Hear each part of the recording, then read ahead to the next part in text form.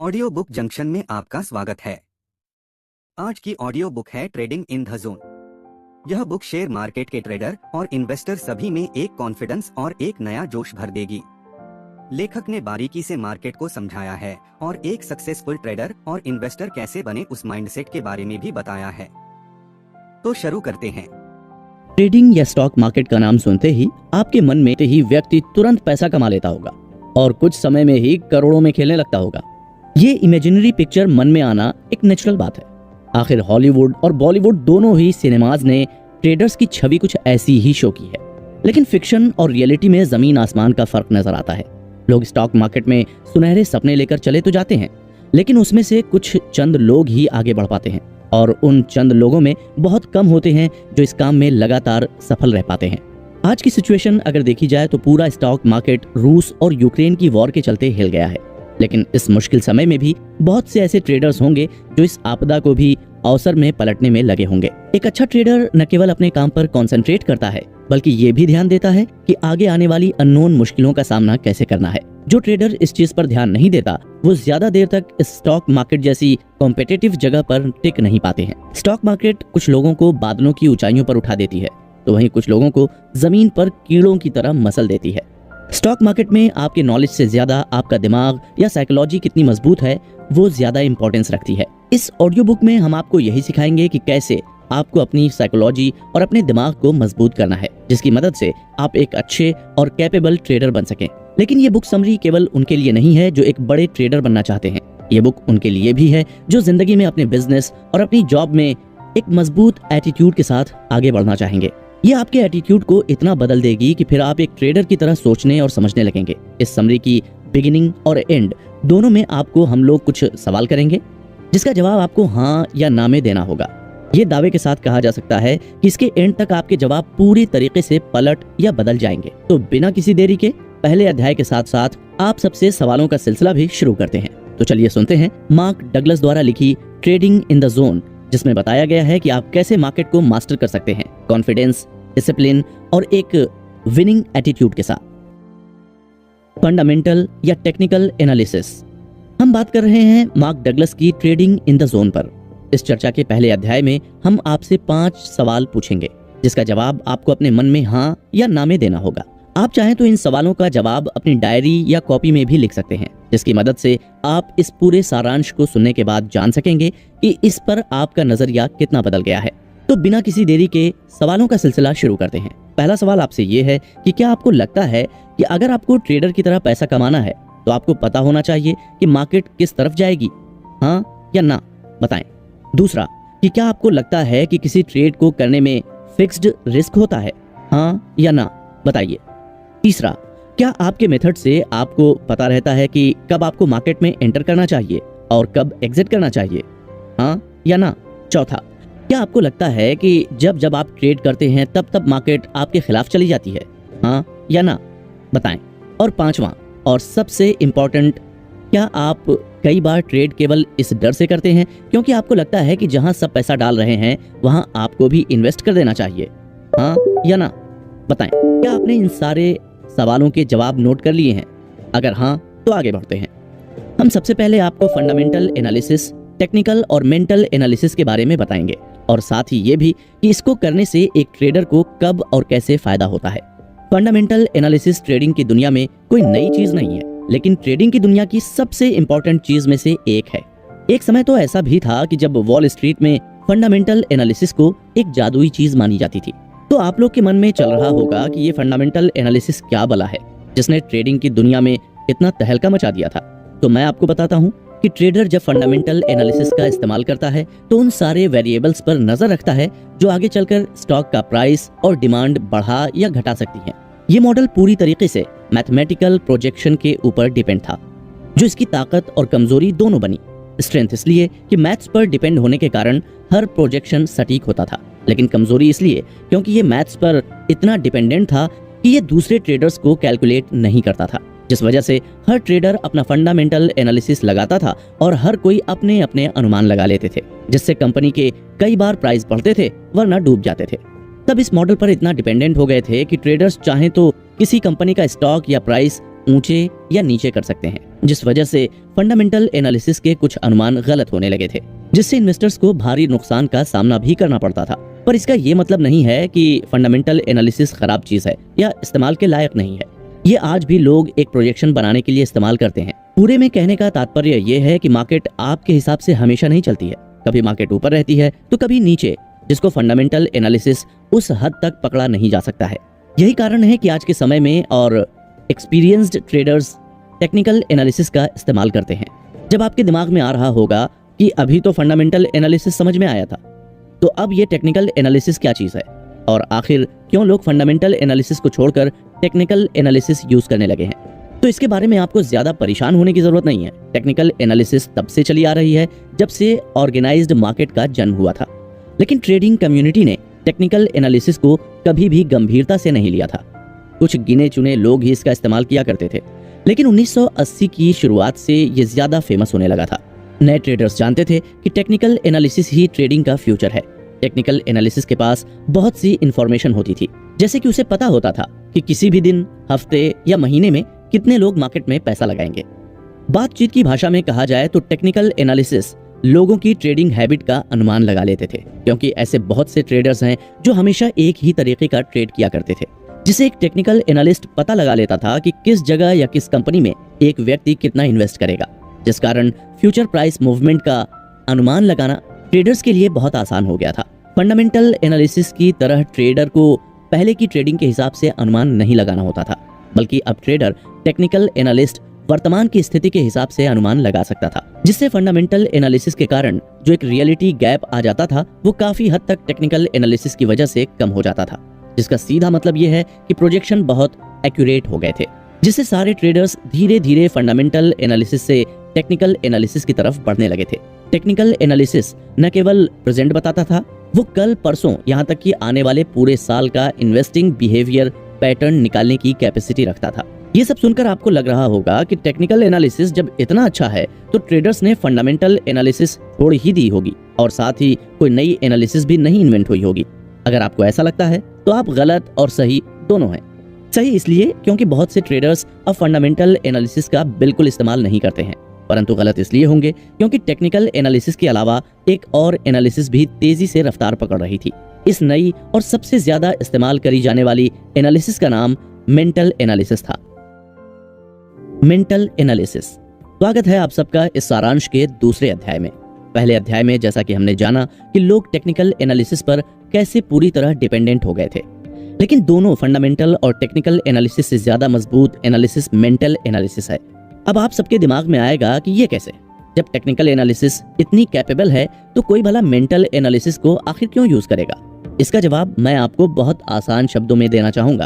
आप अपने आप से पूछिए कि आखिर आप ये बुक समरी क्यों सुन रहे हैं। अगर आप ट्रेडिंग करना चाहते हैं तो आप इस बुक की मदद के बिना भी कर सकते थे, और हो सकता है कि आपने करी भी हो या कर रहे हो, लेकिन क्या आपको वो रिजल्ट मिल रहा है जिसकी तलाश में आप ट्रेडिंग में आए थे? अगर इस सब का जवाब ना है तो आपको अपने सवाल का उत्तर मिल गया होगा कि टेक्नोलॉजी आपको स्टैटिस्टिक्स या डेटा दे सकती है, लेकिन ये आपकी अपनी सोच पर है कि आप किस जगह अपना पैसा लगाएंगे।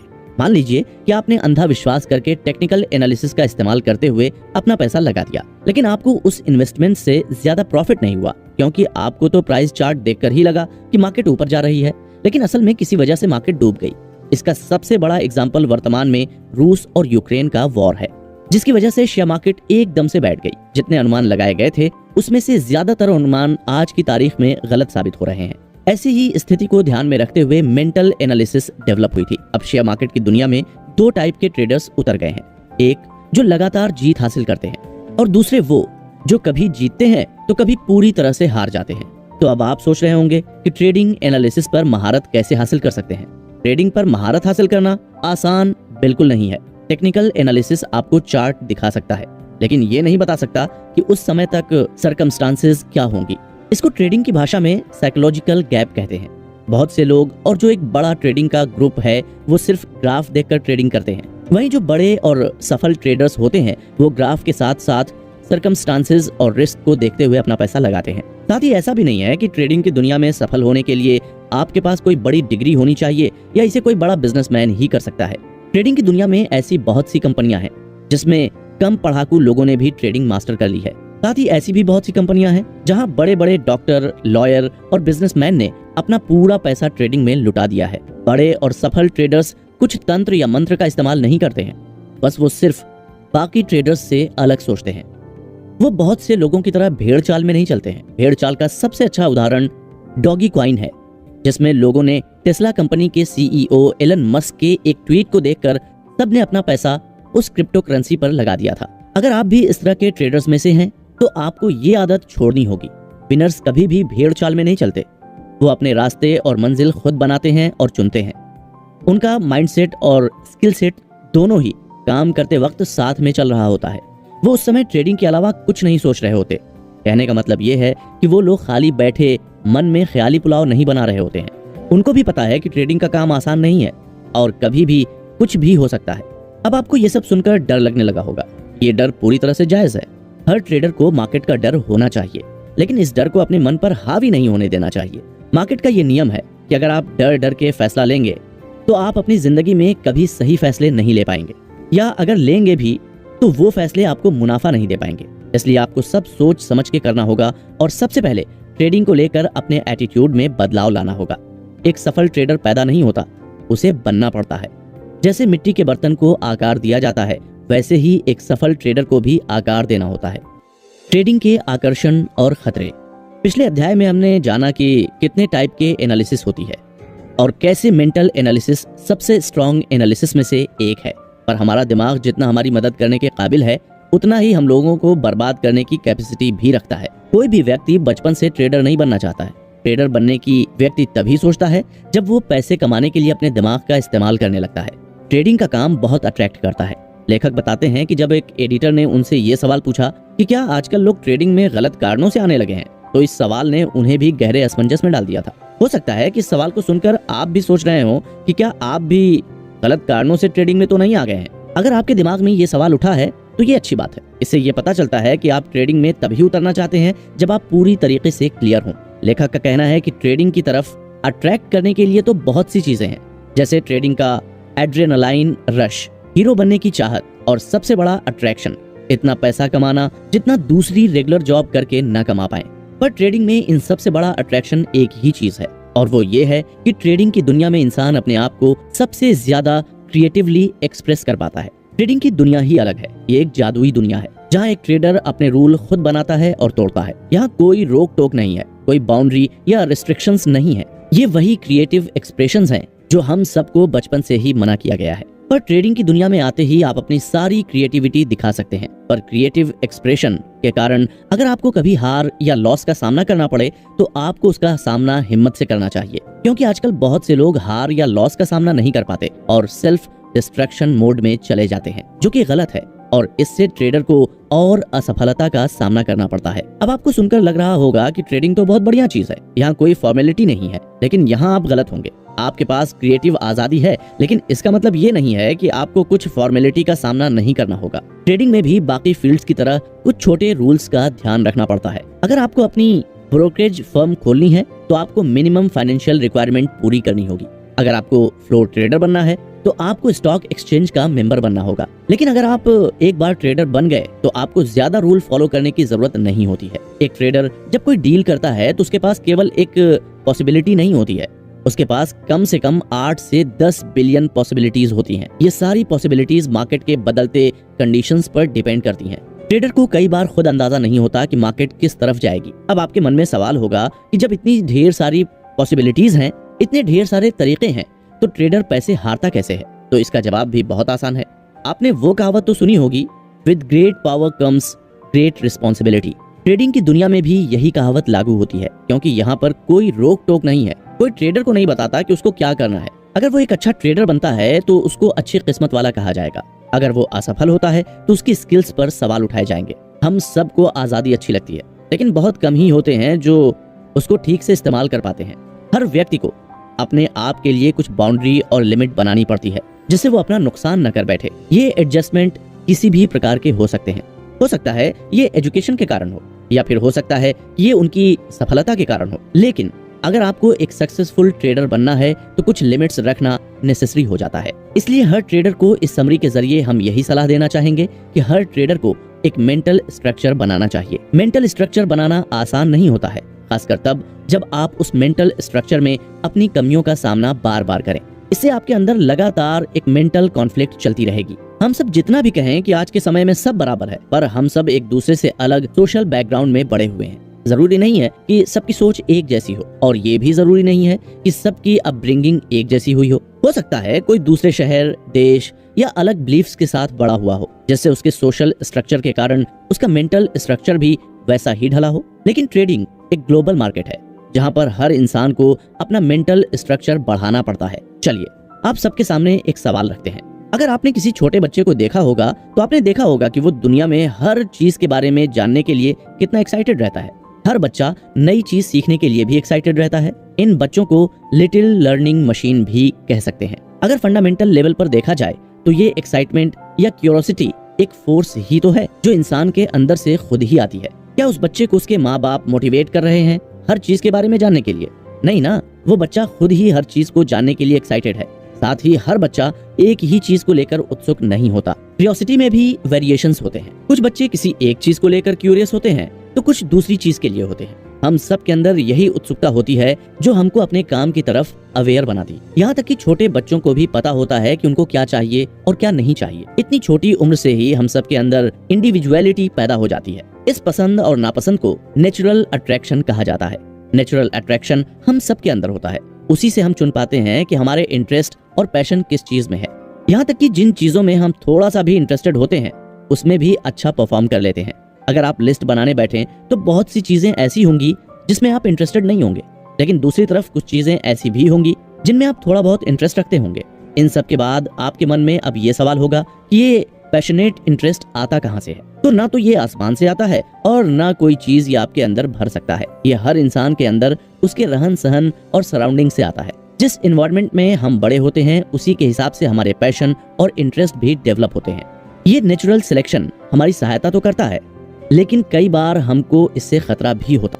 इंडिविजुअलिटी को खतरा। इससे पिछले अध्याय में हमने इस पर चर्चा की थी कि आखिर कैसे हम सब के अंदर एक इंडिविजुअलिटी होती है जो हम सब के अंदर बचपन से ही नजर आने लगती है। लेकिन जैसे जैसे हम बड़े होते हैं वैसे वैसे हमारी यही यूनिकनेस कहीं खो जाती है। ये खोती नहीं है, बल्कि असल में हमारे हालात और परिवार के दबाव के कारण हम सब ये भूल ही जाते हैं कि असल में हम लोग को क्या करना था, और सबकी सुनते सुनते अपनी जिंदगी गुजार देते हैं। ये हमारी एग्जिस्टेंस के सबसे गहरे स्तर पर जुड़ी है। इसलिए जब हमको इससे आजादी मिलती है तो कॉन्फ्लिक्ट होना तो जायज है। उदाहरण के लिए मान लीजिए कि आप एक ऐसे परिवार में पैदा हुए हो जहां सब बहुत फेमस और जाने माने खिलाड़ी या एथलीट हों, लेकिन वहीं आपका इंटरेस्ट क्लासिकल म्यूजिक या आर्ट में हो और आप न चाहते हो कि आप एथलीट बने। हो सकता है कि आपके अंदर एथलीट बनने की नेचुरल एबिलिटी भी हो, लेकिन आपका एथलीट बनने का कोई शौक ना हो। तो अब आप ही बताइए, अगर आप इस स्थिति में होंगे तो जाहिर है कि कॉन्फ्लिक्ट होना तो तय है। इसका कारण है कि कोई भी टिपिकल परिवार ये नहीं चाहता कि उनका बच्चा किसी दूसरी फील्ड में जाए। ऐसे बच्चों को इनकरेजमेंट की तो छोड़िए, कई बार तो उन्हें सीधा सीधा मना कर दिया जाता है, जिससे उनका नेचुरल इंटरेस्ट उसी समय खत्म हो जाता है। उदाहरण के लिए आइए एक और कॉमन सिचुएशन को देखते हैं। एक बच्चा जिसने अपने जीवन में पहली बार कॉफी टेबल पर किसी रखी हुई चीज को नोटिस किया, जिसे हम फ्लावर वाज कहते हैं। वो ईगर है उस चीज के बारे में जानने के लिए, जिसका अर्थ है कि एक इंटरनल फोर्स है जो उसे उस वस्तु को एक्सपीरियंस करने के लिए मजबूर कर रही है। एक मायने में ये ऐसा है जैसे ये शक्ति उसके मन में एक वैक्यूम पैदा करती है, जिससे उसके दिमाग को उसके ऑब्जेक्ट ऑफ इंटरेस्ट से भरना होता है। इसलिए वो फ्लावर वाज पर नजर गड़ाता है और जानबूझकर लिविंग रूम के फर्श पर क्रॉल करके कॉफी टेबल की ओर बढ़ता है। जब वो वहाँ पहुँचता है तो वो अपने आप को अपने पैरों पर खींचने के लिए मेज के किनारे तक पहुँच जाता है। अपना संतुलन बनाए रखने के लिए एक हाथ मेज पर मजबूती से रखते हुए उसका दूसरा हाथ इस चीज को छूने के लिए आगे बढ़ता है। जिस चीज को उसने कभी टच नहीं किया, उसी पल वो पूरे कमरे से एक चीख सुनता है, नहीं नहीं उसे मत छुओ। बच्चा इस आवाज को सुनकर चौंक जाता है और अपने बट पर वापस गिर जाता है और रोने लगता है। जाहिर है ये आप सबको बहुत आम सी घटना लग रही होगी और एक जो पूरी तरह से अनअवॉइडेबल है। बच्चों को बिल्कुल नहीं पता कि वे कैसे खुद को चोट पहुंचा सकता है या फ्लावर वाज जैसी चीज कितनी मूल्यवान हो सकती है। उसको तो ये भी नहीं पता है कि कोई चीज वैल्यूएबल भी होती है। वास्तव में देखा जाए तो ये सीखना कि क्या सुरक्षित है और क्या नहीं है और चीजों का कॉस्ट एक इम्पोर्टेंट सबक है जो बच्चों को अवश्य सीखना चाहिए। हालांकि इन जैसे कुछ छोटी घटनाओं से हमारी साइकोलॉजिकल डायनामिक्स की हमारी कैपेसिटी पर सीधा असर पड़ता है। ये हमारे जीवन में बाद में प्रभावी ढंग से ट्रेड करने के लिए रिक्वायर्ड डिसिप्लिन और कंसंट्रेशन में कभी सहायता तो कभी दिक्कतें पैदा करता है। क्या होता है कि जब हमें अपने आप को उस तरह से एक्सप्रेस करने के अवसर डिनाई कर दिया जाता है कि जिस तरह से हम चाहते हैं, या हमें खुद को इस तरह से एक्सप्रेस करने के लिए मजबूर किया जाता है जो नेचुरल सिलेक्शन प्रोसेस के मुताबिक नहीं है, ऐसे एक्सपीरियंसेस जाहिर हैं हम सबको परेशान करते हैं और अक्सर अपसेट कर देते हैं। अपसेट होने का अर्थ है अनबैलेंस्ड, लेकिन वास्तव में बैलेंस्ड क्या है? कुछ बैलेंस्ड न होने के लिए कुछ ऐसा होना चाहिए जो पहले बैलेंस्ड रहा हो या बराबर हो, पहले से स्थिर हो। वो कुछ डिग्री ऑफ करस्पॉन्डेंस है जो हमारे इंटरनल, मेंटल और एक्सटर्नल एनवायरनमेंट के बीच एग्जिस्ट करे, जहां हम अपने जीवन का एक्सपीरियंस करते हैं। तो अब आप ये सुनकर सोच रहे होंगे कि इन सब बातों का अर्थ क्या है। तो आसान शब्दों में इसका अर्थ ये है कि हमारी जरूरतें और इच्छाएं हमारे मेंटल एनवायरनमेंट में पैदा होती हैं और वे पूरी होती हैं एक्सटर्नल एनवायरनमेंट में। यदि ये दो एनवायरनमेंट, मेंटल और एक्सटर्नल, एक दूसरे के साथ करस्पॉन्ड कर रहे हैं तो हम ये कह सकते हैं कि हम एक इनर बैलेंस की स्टेट में हैं और हम सेटिस्फैक्शन या खुशी की भावना महसूस करते हैं। यदि इन दोनों वातावरण में करस्पॉन्डेंस नहीं है तो हम डिससैटिस्फैक्शन, क्रोध और निराशा का अनुभव करते हैं, या जिसे आमतौर पर इमोशनल पेन भी कहा जाता है। इस दर्द को हम सब ने जिंदगी में एक न एक बार तो एक्सपीरियंस किया ही होगा। हो सकता है कभी घर से, कभी किसी चाहने वाले से, या कभी अपने बिजनेस पार्टनर से। इमोशनल पेन के और भी कारण होते हैं, जैसे अब हम जो चाहते हैं वो क्यों नहीं मिल रहा है, या किसी चीज में खुद को एक्सप्रेस करने की आजादी से रोका क्यों जा रहा है। इससे हम सबको इमोशनल पेन होता है। लेखक का इस इमोशनल पेन को लेकर ये मानना है कि जरूरतें और इच्छाएं मेंटल वैक्यूम पैदा करती हैं। अब आपको लगेगा कि देखा जाए तो इसका उत्तर ये है कि जिस प्लेनेट में हम रहते हैं उसमें वैक्यूम को न सहने की नेचुरल टेंडेंसी होती है, और जब भी कोई वैक्यूम मौजूद होता है उसे भरने के लिए आगे बढ़ता रहता है। फिलोसोफर स्पिनोजा ने सदियों पहले देखा था कि प्रकृति वैक्यूम से घृणा करती है। बोतल से हवा चूसो और आपकी जीभ और होंठ बोतल के मुंह से चिपक जाएंगे, क्योंकि आपने एक इम्बैलेंस या वैक्यूम पैदा कर दिया है जिसे अब भरना होगा। इसके पीछे के डायनेमिक्स क्या हैं? कभी आपने सोचा इस बारे में? लोग कहते हैं ना, आवश्यकता सभी आविष्कारों की जननी है। Necessity is the mother of invention. ये माना जाता है कि नीड आपके दिमाग में एक मेंटल वैक्यूम बनाती है जिसे ये यूनिवर्स इंस्पायरिंग थॉट्स से ही भरेगा, बशर्ते आपका दिमाग अपनाने को तैयार हो। ये थॉट्स आपको अपनी नीड्स पूरी करने के लिए मजबूर करेंगे। इस संबंध में लेखक का मानना है कि हमारा मेंटल एनवायरनमेंट यूनिवर्स की तरह काम करता है। एक बार हम पहचान लेते हैं कि हमारी क्या आवश्यकता या इच्छा है तो हम उस नीड या वैक्यूम को एक्सटीरियर एनवायरनमेंट से एक एक्सपीरियंस से भरने के लिए आगे बढ़ते हैं। यदि हमें इस नीड या ऑब्जेक्ट ऑफ डिजायर पाने से रोक दिया जाता है तो तब हमको वाकई ऐसा लगता है कि जैसे हम कंप्लीट नहीं है, एक अधूरापन है, या वो कुछ थ्रिल जिंदगी से गायब है जो हमें असंतुलन या इमोशनल पेन की स्थिति में डाल देता है। एक बच्चे से उसका खिलौना ले लो जिससे उसका अभी मन न भरा हो, तो ऐसी स्थिति में हर बच्चे को इमोशनल पेन ही होगा। इस बात से कोई मतलब नहीं है कि आप ऐसा उसकी भलाई के लिए ही कर रहे हो सकता है कि ये सब सुनकर आपको ये सब फालतू बातें लग रही हों, पर एक बार खुद के अंदर झांक कर देखिए, क्या आप वही काम कर रहे हैं जिसके आप सपने देखा करते थे? नहीं ना। क्यों नहीं? जानते हैं, जब तक हम 18 वर्ष के होते हैं तब तक हम इस पृथ्वी पर लगभग 6570 दिन रह चुके होते हैं। एक एवरेज निकाला जाए तो प्रतिदिन कई बार सामान्य बच्चा इस तरह की बातें सुनता है। नहीं, तुम ऐसा नहीं कर सकते, तुम उसे इस तरह से नहीं कर सकते, तुम्हें इसे इस तरह से करना होगा, अभी नहीं, मुझे इसके बारे में सोचने दो, मैं तुम्हें बता दूंगा, ये नहीं किया जा सकता। तुम्हें क्या लगता है कि तुम ये कर सकते हो? तुम्हें ये करना होगा, तुम्हारे पास कोई ऑप्शन नहीं है। देखा जाए तो ये तो बस कुछ अच्छे तरीकों के एग्जाम्पल हैं जिससे हम सबको कभी न कभी बड़े होते वक्त अपने इंडिविजुअल एक्सपीरियंस से रोका गया होगा। भले ही हमने दिन में केवल 1 या 2 बार ऐसी बातें सुनी हो, तो तब भी कई गुना बढ़ जाते हैं। जब तक हम एडल्टहुड तक पहुंचते हैं तब तक 1000 इनकार का सामना कर चुके होते हैं। ऐसे इनकार को हम लोग डिनाइड इम्पल्सेस भी कह सकते हैं। इन सभी इम्पल्सेस का क्या होता है जिन्हें डिनाई कर दिया जाता है और अधूरा छोड़ दिया गया है? क्या वे बस चले जाते हैं? वो जा सकती हैं अगर वे किसी तरह से रिकॉन्साइल करती हैं, या हम एक्सेप्ट कर लेते हैं, वो भी तब अगर हम कुछ करते हैं या कोई और कुछ करता है हमारे मेंटल एनवायरनमेंट को वापस बैलेंस में लाने के लिए। ऐसी कई तकनीक हैं जिससे हम अपने मेंटल बैलेंस पर काबू पा सकते हैं। सबसे नेचुरल और खास कर एक बच्चे के लिए रोना है। रोना एक नेचुरल मैकेनिज्म है इन डिनाइड अधूरे इम्पल्सेस को रिकंसाइल करने के लिए। साइंटिफिक रिसर्चर्स ने पाया है कि आंसू नेगेटिवली चार्ज्ड आयन से मिलकर बनते हैं। यदि इसे नेचुरली होने दिया जाए तो रोने से ये नेगेटिव आयन दूर हो जाएंगे, जिससे हम संतुलन की स्थिति में वापस आ जाएं। भले ही ओरिजिनल इम्पल्सेस कभी पूरी नहीं हो पाई हों, पर रोने की सबसे बड़ी समस्या ये है कि ज्यादातर समय घटनाओं को उनके नेचुरल कोर्स और डिनाइड इम्पल्सेस को रिकंसाइल करने का मौका ही नहीं दिया जाता है। इसके कई कारण हैं कि बड़ों को ये पसंद नहीं है जब उनके बच्चे, विशेषकर लड़के, रोते हैं और वे पूरी कोशिश करते हैं कि उन्हें रोने से डिस्करेज करने के लिए। तो ये तो हमारी सोसाइटी ने शुरुआत से बना रखा है कि लड़के रो ही नहीं सकते, जिस कारण आज भी कई लड़के डिप्रेशन और PTSD के शिकार भी हो जाते हैं। ऐसे कई कारण हैं जिनकी वजह से बड़े बच्चों को ये समझाने की जहमत नहीं उठाएंगे कि वे क्यों उन्हें कुछ ऐसा करने के लिए मजबूर किया जा रहा है जो वो नहीं करना चाहते हैं। अगर बड़े कोशिश भी करते हैं तो भी कोई जरूरी नहीं है कि वे इस इम्बैलेंस को दूर करने के लिए काफी होगा। सोचिए, अगर ये इम्पल्सेस रिकंसाइल नहीं हुई तो क्या होगा? आपके मन में यही सवाल उठ रहा होगा ना।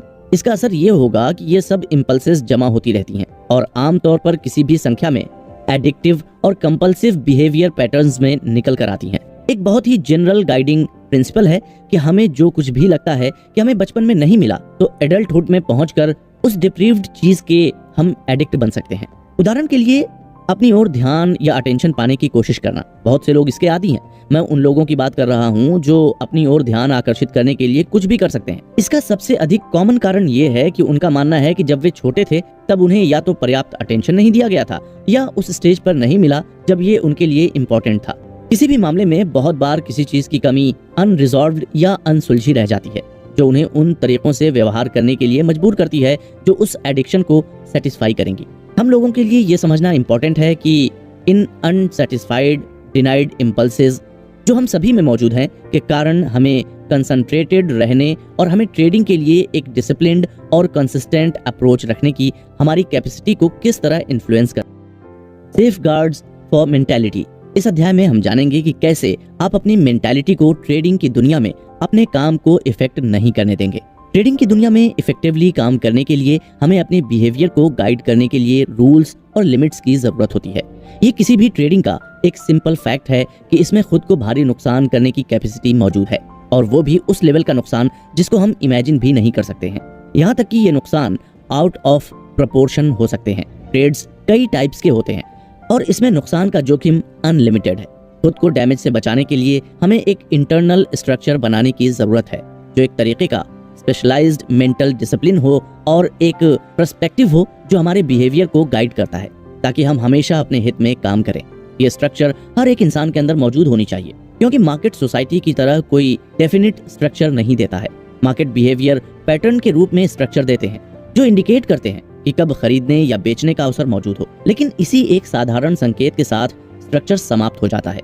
अदरवाइज प्रत्येक व्यक्ति के पर्सपेक्टिव से आपके व्यवहार को गाइड करने के लिए कोई फॉर्मल रूल नहीं है, कोई शुरुआत, मिडिल या एंड भी नहीं है, जैसा कि हर दूसरी एक्टिविटी जो हम करते हैं में मौजूद होता है। ये गहरे साइकोलॉजिकल इम्प्लीकेशंस के साथ एक बहुत ही महत्वपूर्ण डिफरेंस है। मार्केट एक ऐसी नदी है जो लगातार चलती है। ये शुरू नहीं होती है, रुकती भी नहीं है, ये किसी का इंतजार भी नहीं करती है। बाजार बंद होने पर भी कीमतें अभी भी मूव कर रही होती हैं। ऐसा कोई रूल नहीं है कि किसी भी दिन की शुरुआती कीमत उतनी ही होनी चाहिए जितनी एक दिन पहले मार्केट बंद होने के वक्त थी। सोसाइटी में हम जो कुछ भी करते हैं वो हमें इफेक्टिवली काम करने के लिए ऐसे बाउंड्री लेस एनवायरनमेंट के लिए तैयार नहीं करता है। ट्रेडिंग के कई कॉन्ट्राडिक्शंस में से एक ये है कि ये एक गिफ्ट भी है और साथ ही साथ ये एक कर्ज भी है। गिफ्ट ये है कि शायद हमारे, या यूं कह लीजिए कि ज्यादातर आम लोगों के जीवन में पहली बार हम जो कुछ भी करते हैं उस पर हमारा पूरा कंट्रोल होता है। और कर्ज ये कि हमारे बिहेवियर को गाइड या स्ट्रक्चर देने के लिए कोई एक्सटर्नल रूल या लिमिट्स नहीं है। अगर हम लगातार सक्सेसफुल होना चाहते हैं तो ये जरूरी है कि ट्रेडिंग एनवायरनमेंट की अनलिमिटेड कैरेक्टरिस्टिक्स को दिमाग में रखते हुए कुछ हद तक रेस्ट्रेंट और सेल्फ कंट्रोल के साथ काम करें। हमें जिस स्ट्रक्चर की आवश्यकता है उसको हमारे दिमाग को खुद ही डेवलप करना होगा। ये कॉन्सेप्ट ऑफ फ्री विल सबके बस की बात नहीं है और यहीं से दिक्कतें शुरू होती हैं। पहली दिक्कत जिसका हर ट्रेडर को सामना करना पड़ता है वो है रूल या नियम बनाना। नियमों की आवश्यकता तो सभी को समझ में आ सकती है, लेकिन ये रूल्स बनाने के लिए खुद को मजबूर करना मुश्किल हो सकता है। ऐसा इसलिए है कि हम अपना ज्यादातर जीवन इन्हीं रूल से मुक्त होने की कोशिश करते रहते हैं। आमतौर पर अपने लिए रूल्स बनाना बहुत दर्द और पीड़ा देता है। अब हम आपसे ये नहीं कह रहे हैं कि आपको एक सफल ट्रेडर बनने के लिए अपनी सभी पिछली फ्रस्ट्रेशंस और डिसअपॉइंटमेंट्स को हैंडल करना होगा। ऐसा तो बिल्कुल भी नहीं है और ये जरूरी नहीं है कि आपको ये सब झेलना ही है। लेखक का कहना है कि उन्होंने कई ऐसे ट्रेडर्स के साथ काम किया है जिन्होंने कंसिस्टेंसी से अपने एम्स को हासिल किया है और अपनी डिनाइड इम्पल्सेस के बैकलॉग को हैंडल करने के लिए कुछ भी नहीं किया है। हालांकि उन्होंने ये जरूर कहा है कि आप इस सच्चाई को फॉर ग्रांटेड नहीं ले सकते हैं कि जिस मेंटल स्ट्रक्चर की आपको जरूरत है उसके लिए आपको इस पर कितना एफर्ट और फोकस करना पड़ेगा। आपको वो मेंटल स्ट्रक्चर पाना है जिससे नेगेटिव इफेक्ट को कंपनसेट कर सकें। ये इसलिए जरूरी है कि एक सक्सेसफुल ट्रेडर बनने के लिए आपको जो स्किल्स चाहिए उसमें ये डिनाइड इम्पल्सेस बैरियर न बन जाए। ट्रेडिंग में दूसरी प्रॉब्लम जिसका ट्रेडर सामना करते हैं वो है failure to take responsibilities. Trading एक ऐसी पर्सनल चॉइस या डिसीजन है जिसका रिजल्ट तुरंत सामने आ जाता है। इसमें शुरू करने और खत्म करने की पूरी आजादी हमारे हाथ में होती है। परेशानी ये है कि हमें डिसीजन या चॉइसेस लेने की फ्रीडम तो चाहिए, लेकिन हम उसके रिजल्ट की जिम्मेदारी लेने को तैयार नहीं है। कई बार ट्रेडर्स रैंडमली ट्रेड करते हैं, यानी बिना किसी प्लानिंग के ट्रेड करते हैं, जो कि लेखक की नजर में एक बहुत बड़ी भूल है। रैंडमनेस को हम बिना जिम्मेदारी लिए एक अनस्ट्रक्चर्ड फ्रीडम कह सकते हैं। जब हम वेल डिफाइंड प्लान के बिना और अनलिमिटेड वेरिएबल्स के साथ ट्रेड करते हैं तो सक्सेसफुल ट्रेडर्स के लिए क्रेडिट लेना तो बहुत आसान होता है, क्योंकि हम कहते हैं कि कुछ मेथड मौजूद था। पर दूसरी ओर उन ट्रेडर्स की जिम्मेदारी लेने से बचना बहुत आसान है जो उस तरह से नहीं निकले जैसा हम चाहते थे, क्योंकि हम अपनी गलती मानने की बजाय किसी वेरिएबल को दोष देते हैं जिनके बारे में हमें पहले से पता नहीं था, और इसलिए हम पहले से इसको कंसीडर नहीं कर सकते थे। यदि मार्केट बिहेवियर वास्तव में रैंडम होता तो कंसिस्टेंसी पैदा करना नामुमकिन होता। यदि कंसिस्टेंट होना इम्पॉसिबल है तो हमें वास्तव में जिम्मेदारी लेने की आवश्यकता नहीं है। इस लॉजिक के साथ समस्या ये है कि मार्केट का हमारा डायरेक्ट एक्सपीरियंस हमें कुछ अलग बताता है। मार्केट में वही बिहेवियर पैटर्न बार बार सामने आते हैं। भले ही हर एक इंडिविजुअल पैटर्न का रिजल्ट रैंडम होता है, लेकिन पैटर्न की एक सीरीज का रिजल्ट हमेशा कंसिस्टेंट होता है। ये चीज स्टैटिस्टिकली भी रिलायबल है। ये एक ऐसा पैराडॉक्स है जिसे बड़ी आसानी से एक डिसिप्लिन्ड, ऑर्गेनाइज्ड और एक कंसिस्टेंट अप्रोच के साथ हल किया जा सकता है। रैंडम अप्रोच हो सकता है आज आपके फेवर में काम कर रही हो, पर कल को हो सकता है कि ये धोखा दे जाए और यही रैंडमनेस ही आपकी असफलता का कारण बन जाए।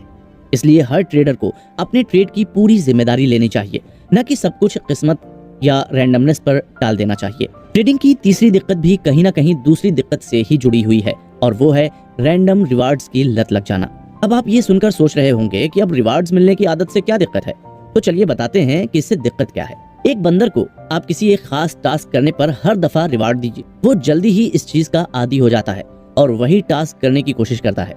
ये रिवार्ड देना बंद कर दीजिए और वो उतने ही जल्दी उस टास्क को करना बंद कर देगा। लेकिन अगर आप कभी कभी उस टास्क पर उसे रिवार्ड देते रहिए तो वो रिवार्ड की उम्मीद से उस टास्क को करता रहेगा। यही हालत हम लोगों की भी है। लेखक का कहना है कि उन्हें ये समझ नहीं आता कि हम रैंडम रिवार्ड्स के लिए हमेशा तैयार क्यों बैठे रहते हैं। उनको लगता है कि ये उन यूफोरिया इंड्यूसिंग केमिकल से रिलेटेड है जो एक अनएक्सपेक्टेड प्लेजेंट सरप्राइज पाने पर हमारे दिमाग में रिलीज होते हैं।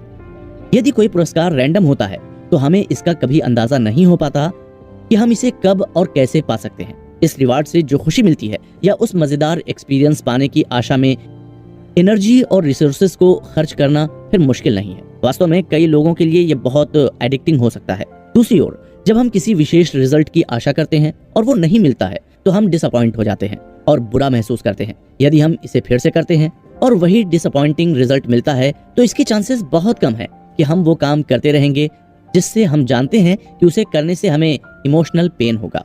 किसी भी एडिक्शन के साथ प्रॉब्लम ये है कि ये हमें चॉइसलेसनेस की स्थिति में छोड़ देता है। ये एडिक्शन जिस हद तक हम पर हावी होता है उतना ही हमारा ध्यान और कोशिशें उस ऑब्जेक्ट ऑफ एडिक्शन को पाने में लगता है।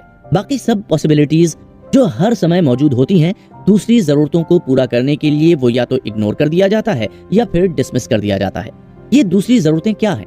ये हैं खुद पर भरोसा करने की जरूरत है और हमारी ज्यादा एसेट्स को जोखिम में नहीं डालने की जरूरत। हम अपने एडिक्शन को सेटिस्फाई करने के अलावा और कोई काम करने में अपने आप को पावरलेस महसूस करते हैं। ये जो रैंडम रिवार्ड का नशा होता है ये ट्रेडर्स के लिए विशेष रूप से परेशानी का सबब बनता है। ये उस मेंटल स्ट्रक्चर को बनाने में एक और रुकावट पैदा करती है जिससे उसके काम में कंसिस्टेंसी आ सके। इसलिए अगर आप ट्रेडिंग की दुनिया में उतरने वाले हैं या अभी ट्रेड कर रहे हैं तो ध्यान रखें कि रैंडम ट्रेड और गिफ्ट्स की आदत बिल्कुल न डालें। चौथी और सबसे बड़ी गलती जो हर ट्रेडर कभी ना कभी करता है वो ये है कि ये सोचना कि वो मार्केट को कंट्रोल कर सकता है। हमारी अपब्रिंगिंग ने हमें एक सोशल एनवायरनमेंट में काम करने के लिए प्रोग्राम किया है। इसका मतलब है कि हमने हमारी नीड्स, वांट्स और इच्छाओं को पूरा करने के लिए कुछ थिंकिंग स्ट्रेटजीज हासिल कर लिया है जो सोशल इंटेंशन के लिए सुटेबल है।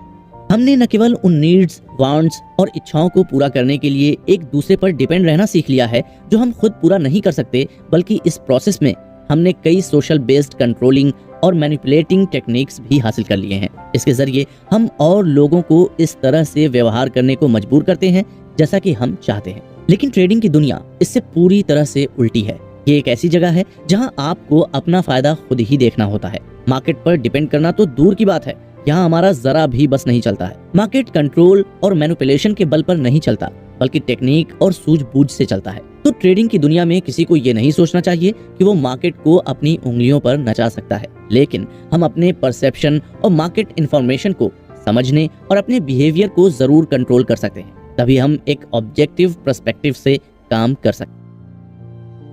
जिम्मेदारी उठाना और मेंटल एनवायरनमेंट सुधारना। अभी तक हम ये बात कर रहे थे कि हमें अपनी मेंटालिटी की किस किस चीज से बचना है और उसको अपने ट्रेडिंग के काम में इंटरफियरेंस नहीं करने देना है। आइए अब बात करते हैं कि हमें मेंटली स्ट्रांग कैसे बनना है। जिम्मेदारी लेना कहने में बहुत सिंपल लगता है, पर इसके कॉन्सेप्ट को समझना और अपने ट्रेडिंग में इस्तेमाल करना बहुत मुश्किल है। हम सभी ने जिम्मेदारी जैसे शब्द को सुना है और जरूरत पड़ने पर सामना किया है। हमारे जीवन में कई बार ऐसे मौके आए हैं जहां हम जिम्मेदारी लेते हैं तो हमें लगता है कि हम जानते हैं कि जिम्मेदारी का मतलब क्या होता है, लेकिन अपनी जिम्मेदारी और अपनी ट्रेडिंग की जिम्मेदारी दो अलग अलग चीजें हैं। अपनी ट्रेडिंग की जिम्मेदारी लेना और सक्सेस पाने के सही प्रिंसिपल्स को सीखना आपस में जुड़े हुए हैं। आपको ये एकदम गहराई के साथ समझना होगा कि ट्रेडिंग में सक्सेस के लिए आप कैसे जिम्मेदार हैं और कैसे जिम्मेदार नहीं भी हैं। तभी आप उन कैरेक्टरिस्टिक्स को अपना सकते हैं जो आपको उन ट्रेडर्स के चुनिंदा ग्रुप में शामिल करेगा जो मार्केट में लगातार सफल होते हैं। इसके लिए आपको अपने मेंटल एनवायरनमेंट को भी नया आकार या शेप देना होगा, जिससे आप एक नए और बेहतर व्यक्ति और ट्रेडर के रूप में आगे बढ़ पाएं। अपने इस नए वर्जन को बनाने के लिए आप जिन टूल्स को यूज करेंगे वो हैं आपकी विलिंगनेस और सीखने की इच्छा, जो आपके सफल होने के जुनून से प्रेरित होगी। यदि सीखने की इच्छा और विलिंगनेस आपके प्राइमरी टूल्स हैं, तो आपका माध्यम क्या है? एक मूर्ति बनाने वाला कलाकार कई माध्यम से काम करना चुन सकता है, मिट्टी, संगमरमर या धातु। लेकिन यदि आप अपना नया वर्जन बनाना चाहते हैं या ऐसी पर्सनालिटी बनना चाहते हैं जो लगातार आपको एक सफल ट्रेडर बनाए, तो आपके पास केवल आपकी बिलीफ्स और एटीट्यूड हैं। आपके आर्टिस्टिक कोशिश का माध्यम आपका मेंटल एनवायरनमेंट होगा, जहां आप अपनी सीखने की इच्छा से आप अपने बिलीफ्स और एटीट्यूड को रिस्ट्रक्चर और इंस्टॉल कर सकते हैं, जो आपके अल्टीमेट गोल को पाने के लिए आवश्यक है। अगर आप इस समरी को यहाँ तक सुन चुके हैं तो यही कहा जा सकता है कि आपका अल्टीमेट गोल कंसिस्टेंसी है। यदि आप ज्यादातर ट्रेडर्स की तरह हैं तो आपको आपके लिए उपलब्ध अवसरों की पूरी इंफॉर्मेशन नहीं है। अपने पोटेंशियल को अधिक से अधिक यूज करने के लिए, उसे अपने जीवन में अधिक से अधिक रियलिटी बनाने के लिए आपका प्राइमरी गोल ये होना चाहिए कि आपको ये सीखना है कि कैसे कंसिस्टेंटली सक्सेसफुल ट्रेडर की तरह सोचना है। याद रखें, सक्सेसफुल ट्रेडर कई तरह के यूनिक तरीके से सोचते हैं। उन्होंने एक मेंटल स्ट्रक्चर हासिल कर ली है जो उन्हें बिना किसी डर के ट्रेड करने देता है और साथ ही उन्हें लापरवाही और फियर बेस्ड गलतियां करने से प्रोटेक्ट करता है। इस माइंडसेट के कई कंपोनेंट्स हैं, लेकिन बॉटम लाइन ये है कि सक्सेसफुल ट्रेडर डर और लापरवाही के इफेक्ट्स को अपनी ट्रेडिंग से लगभग मिटा दिया है। ये दो फंडामेंटल कैरेक्टरिस्टिक्स उन्हें कंसिस्टेंट रिजल्ट देते हैं। जब आप इस माइंडसेट को हासिल कर लेंगे तो आप भी बिना किसी डर के ट्रेडिंग कर सकेंगे। आप फियर बेस्ड एरर्स को अवॉइड कर सकेंगे, जो रैशनलाइजिंग, अनजाने में इंफॉर्मेशन को डिस्टॉर्ट करने, हिचकने, समय से पहले फैसले लेने या फिर ज्यादा उम्मीद रखने से होती है। एक बार जब डर चला गया तो कोई कारण नहीं होगा इन एरर्स या गलतियों को करने का, और ये गलतियां आपके ट्रेडिंग से लगभग गायब हो जाएंगी।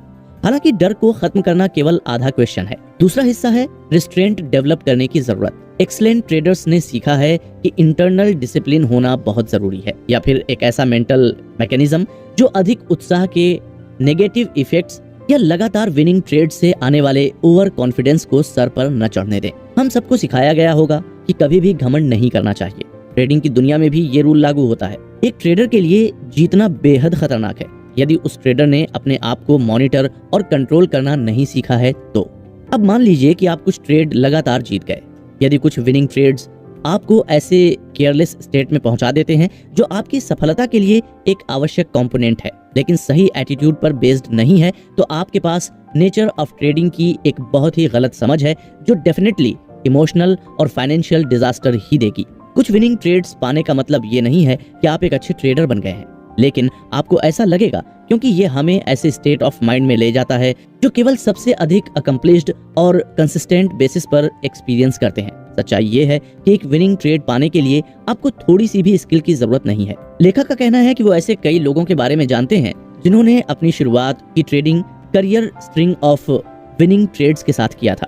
जब आप आत्मविश्वास से भरे हों और किसी भी डर और चिंताओं से फ्री महसूस कर रहे हों, विनिंग ट्रेड्स की स्ट्रिंग के फ्लो में आना आसान है। ये एक तरह की नेचुरल रिदम बन जाती है जहां आपको क्या करना है बिल्कुल ऑब्वियस या सेल्फ एविडेंट होती है।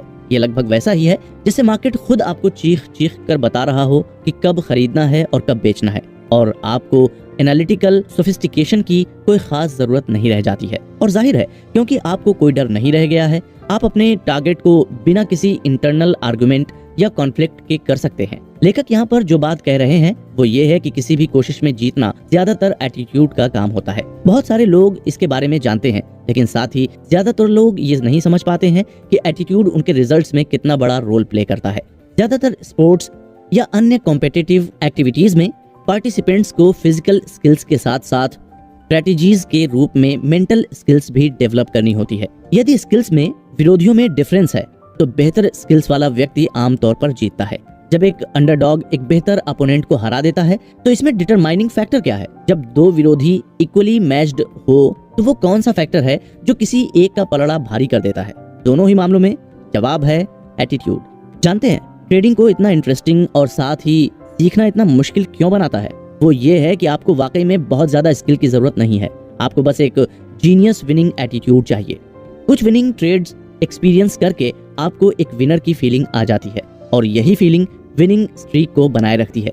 यही कारण है कि एक नौसिखिए या नोवाइस ट्रेडर के लिए विनिंग ट्रेड की एक स्ट्रिंग बनाए रखना संभव है, जबकि इंडस्ट्री के कई एक्सेलेंट मार्केट एनालिस्ट्स ऐसी विनिंग ट्रेड स्ट्रिंग के लिए कुछ भी करने को तैयार हो जाएंगे।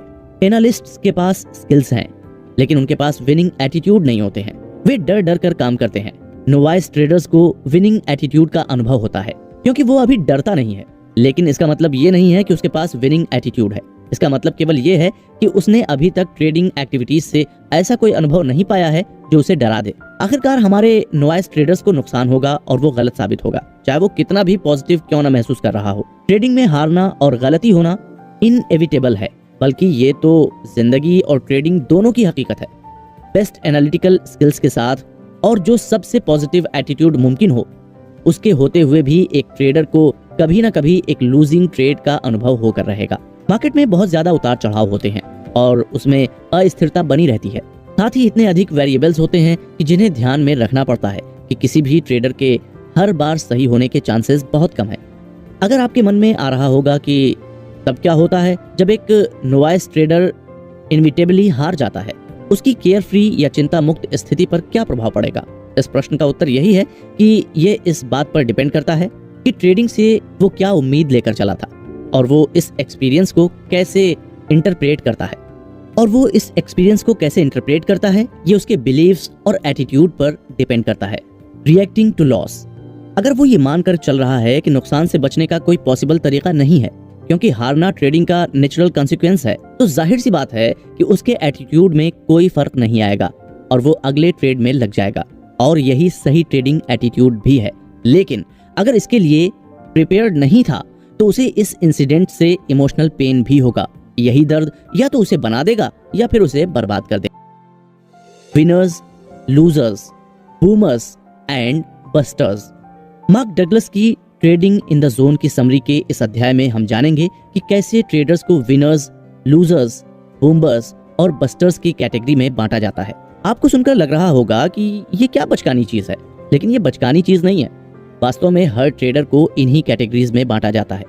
इसका कारण ये है कि ज्यादातर ट्रेडर्स या तो हार के ट्रेडिंग छोड़ देते हैं या वो कुछ समय में सक्सेस के असली सोर्स का पता लगा लेते हैं। इस बीच कुछ ट्रेडर्स ट्रेडिंग में इतना तो सही कर ही लेते हैं कि वो एक ऐसे साइकिल में पहुंच जाते हैं जिसे आमतौर पर बूम एंड बस्ट साइकिल कहा जाता है। अब तक जो नोवाइस ट्रेडर का एग्जाम्पल लिया है उसके दिमाग में इंप्रेशन पड़ रहा होगा कि हर किसी में एक नेगेटिव एटीट्यूड होता है, लेकिन ये जरूरी नहीं है। हर कोई नेगेटिव नहीं होता है और न ही ये जरूरी है कि वो हारेगा ही। हाँ, ये सच है कि कुछ ट्रेडर्स लगातार हारते हैं और वो भी तब तक जब तक वे सब कुछ गंवा देते हैं या फिर ट्रेड करना ही छोड़ देते हैं, क्योंकि वे गंवाने का और इमोशनल पेन या सदमा बर्दाश्त नहीं कर सकते हैं। हालांकि कई ट्रेडर्स ऐसे भी हैं जो मार्केट के पक्के स्टूडेंट होते हैं और ट्रेडिंग करने के लिए नीडेड विनिंग एटीट्यूड रखते हैं, इसलिए वो आखिरकार कठिनाइयों के बावजूद पैसा कमाना सीख जाते हैं। लेकिन और इस पर लेखक ने काफी जोर दिया है कि वे केवल लिमिटेड बेसिस पर ही पैसा कमाना सीखते हैं। उन्होंने अभी तक ये नहीं सीखा है कि यूफोरिया या अति उत्साह का जो उल्टा असर पड़ता है उससे मुकाबला कैसे करें, या फिर उनको ये भी नहीं पता होता कि खुद ही अपना नुकसान करने के चांसेस से किस तरह से बचे। यूफोरिया और सेल्फ सबोटेज दो शक्तिशाली साइकोलॉजिकल फोर्सेस हैं जिनका आप पर गहरा नेगेटिव इफेक्ट पड़ेगा, लेकिन वे ऐसी ताकतें नहीं हैं जिनसे आपको ज्यादा चिंता करना पड़े, कम से कम तब तक तो नहीं जब तक आप विन कर रहे हों, या यूं कहें कि लगातार जीत रहे हों। जब आप जीत रहे होते हैं तो ऐसी पॉसिबिलिटीज पर ध्यान कम जाता है और फिर यूफोरिया जैसी फीलिंग एक समस्या भी हो सकती है, ये तो आप बिल्कुल नहीं सोचेंगे। यूफोरिया या अति उत्साह के साथ दिक्कत ये है कि ये सुप्रीम कॉन्फिडेंस पैदा करता है, जिससे आपको लगने लगता है कि कुछ भी गड़बड़ हो ही नहीं सकता, ऑलमोस्ट अनथिंकेबल। दूसरी ओर सेल्फ सबोटेज की वजह से जो गलतियां होती हैं वो कुछ ऐसे कॉन्फ्लिक्ट पैदा करती हैं कि जैसे ट्रेडर्स विन करना डिजर्व भी करते हैं कि नहीं। जब आप जीत रहे होते हैं तब आप सबसे अधिक गलती करने वाले, ओवर ट्रेडिंग करने, बहुत बड़ी पोजीशन में एंटर करना, अपने ही रूल्स को तोड़ना या आम तौर पर इस तरह से काम करना जैसे कि आपके बिहेवियर पर कोई समझदारी या बाउंड्री की जरूरत ही नहीं है। हो सकता है कि आप ये भी सोचने लगें कि आप ही मार्केट के गुरु हैं, हालांकि मार्केट शायद ही कभी आपसे एग्री करे, और जब ये एग्री नहीं करता है तो हमें गहरी चोट लग जाती है। नुकसान और इमोशनल पेन आमतौर पर काफी सिग्निफिकेंट होते हैं। आप एक बूम एक्सपीरियंस करेंगे और उसके बाद एक इनएविटेबल बस्ट। जैसा कि इस एपिसोड की शुरुआत में कहा गया था कि इन ट्रेडर्स को कैसे कैटेगरी में बांटा जाता है, तो लेखक के मुताबिक अगर उन्हें ट्रेडर्स को उनके रिजल्ट्स के आधार पर कैटेगराइज करना होता तो वो उन्हें 3 कैटेगरी में रखते। सबसे छोटा ग्रुप, शायद एक्टिव ट्रेडर्स के 10% से भी कम, ये वो हैं जो कंसिस्टेंट विनर्स होते हैं। मामूली गिरावट के साथ उनके पास लगातार बढ़ती इक्विटी कर्व है। वे जो ड्रॉ डाउन एक्सपीरियंस करते हैं वो उस तरह के नॉर्मल नुकसान होते हैं जो किसी भी ट्रेडिंग मेथोडोलॉजी या सिस्टम को होता है। उन्होंने न केवल पैसा कमाना सीख लिया है बल्कि अब उन पर साइकोलॉजिकल फोर्स का कोई असर नहीं पड़ता है जो बूम एंड बस्ट साइकिल का कारण बनते हैं। इसके अलावा एक दूसरा ग्रुप भी है जिसमें 30 से 40% एक्टिव ट्रेडर्स शामिल होते हैं जो कंसिस्टेंट लूजर होते हैं। उनके इक्विटी कर्व कंसिस्टेंट विनर्स के कर्व्स के ठीक उल्टे होते हैं, जिसमें ज्यादातर लूजिंग ट्रेडर्स होते हैं और कभी कभार एक आध विनर ट्रेड भी होता है। भले ही वे कितने समय से ट्रेड कर रहे हों, इस ट्रेडिंग की दुनिया के बारे में ऐसा बहुत कुछ होता है जो उन्होंने नहीं सीखा है। उन्हें या तो नेचर ऑफ ट्रेडिंग के बारे में कोई इल्यूजन है या वो इससे इस तरह से एडिक्टेड हो जाते हैं कि उनके लिए विनर होना लगभग इम्पॉसिबल हो जाता है। और इन दोनों के अलावा जो लार्जेस्ट ग्रुप है जिसके अंदर बाकी के 40 से 50% एक्टिव ट्रेडर्स आते हैं वो हैं बूम एंड बस्टर्स। उन्होंने पैसा कमाना तो जैसे तैसे सीख लिया है, लेकिन उन्होंने ये नहीं सीखा है कि ट्रेडिंग स्किल्स एक बहुत ही बड़ी फील्ड है जिस पर उनको महारत हासिल करनी होगी अगर वो अपना कमाया हुआ पैसा बचाना चाहते हैं, या यूं कहिए कि वो अपनी कमाई गंवाना नहीं चाहते हैं। तो इस कारण उनकी इक्विटी कर्व आमतौर पर रोलर कोस्टर राइड्स की तरह दिखते हैं। एक अच्छी स्टीडी एसेंट या चढ़ाई के बाद एक खड़ी ड्रॉप ऑफ या गिरावट, फिर एक और अच्छा स्टीडी एसेंट, एक और खड़ी ड्रॉप ऑफ। उनकी ट्रेडिंग एक रोलर कोस्टर साइकिल की तरह लगातार चालू रहती है। इन 3 ग्रुपों के बारे में आपको सुनकर लग रहा होगा कि ऐसे ही थोड़े ना ग्रुप बन जाते हैं, लेकिन लेखक ने ये 3 ग्रुप बिना सोचे समझे ऐसे ही हवा में नहीं बना दिए हैं। उन्होंने कई अनुभवी ट्रेडर्स के साथ काम किया है जिन्होंने अनबिलीवेबल विनिंग स्ट्रीक्स एक साथ पाई हैं।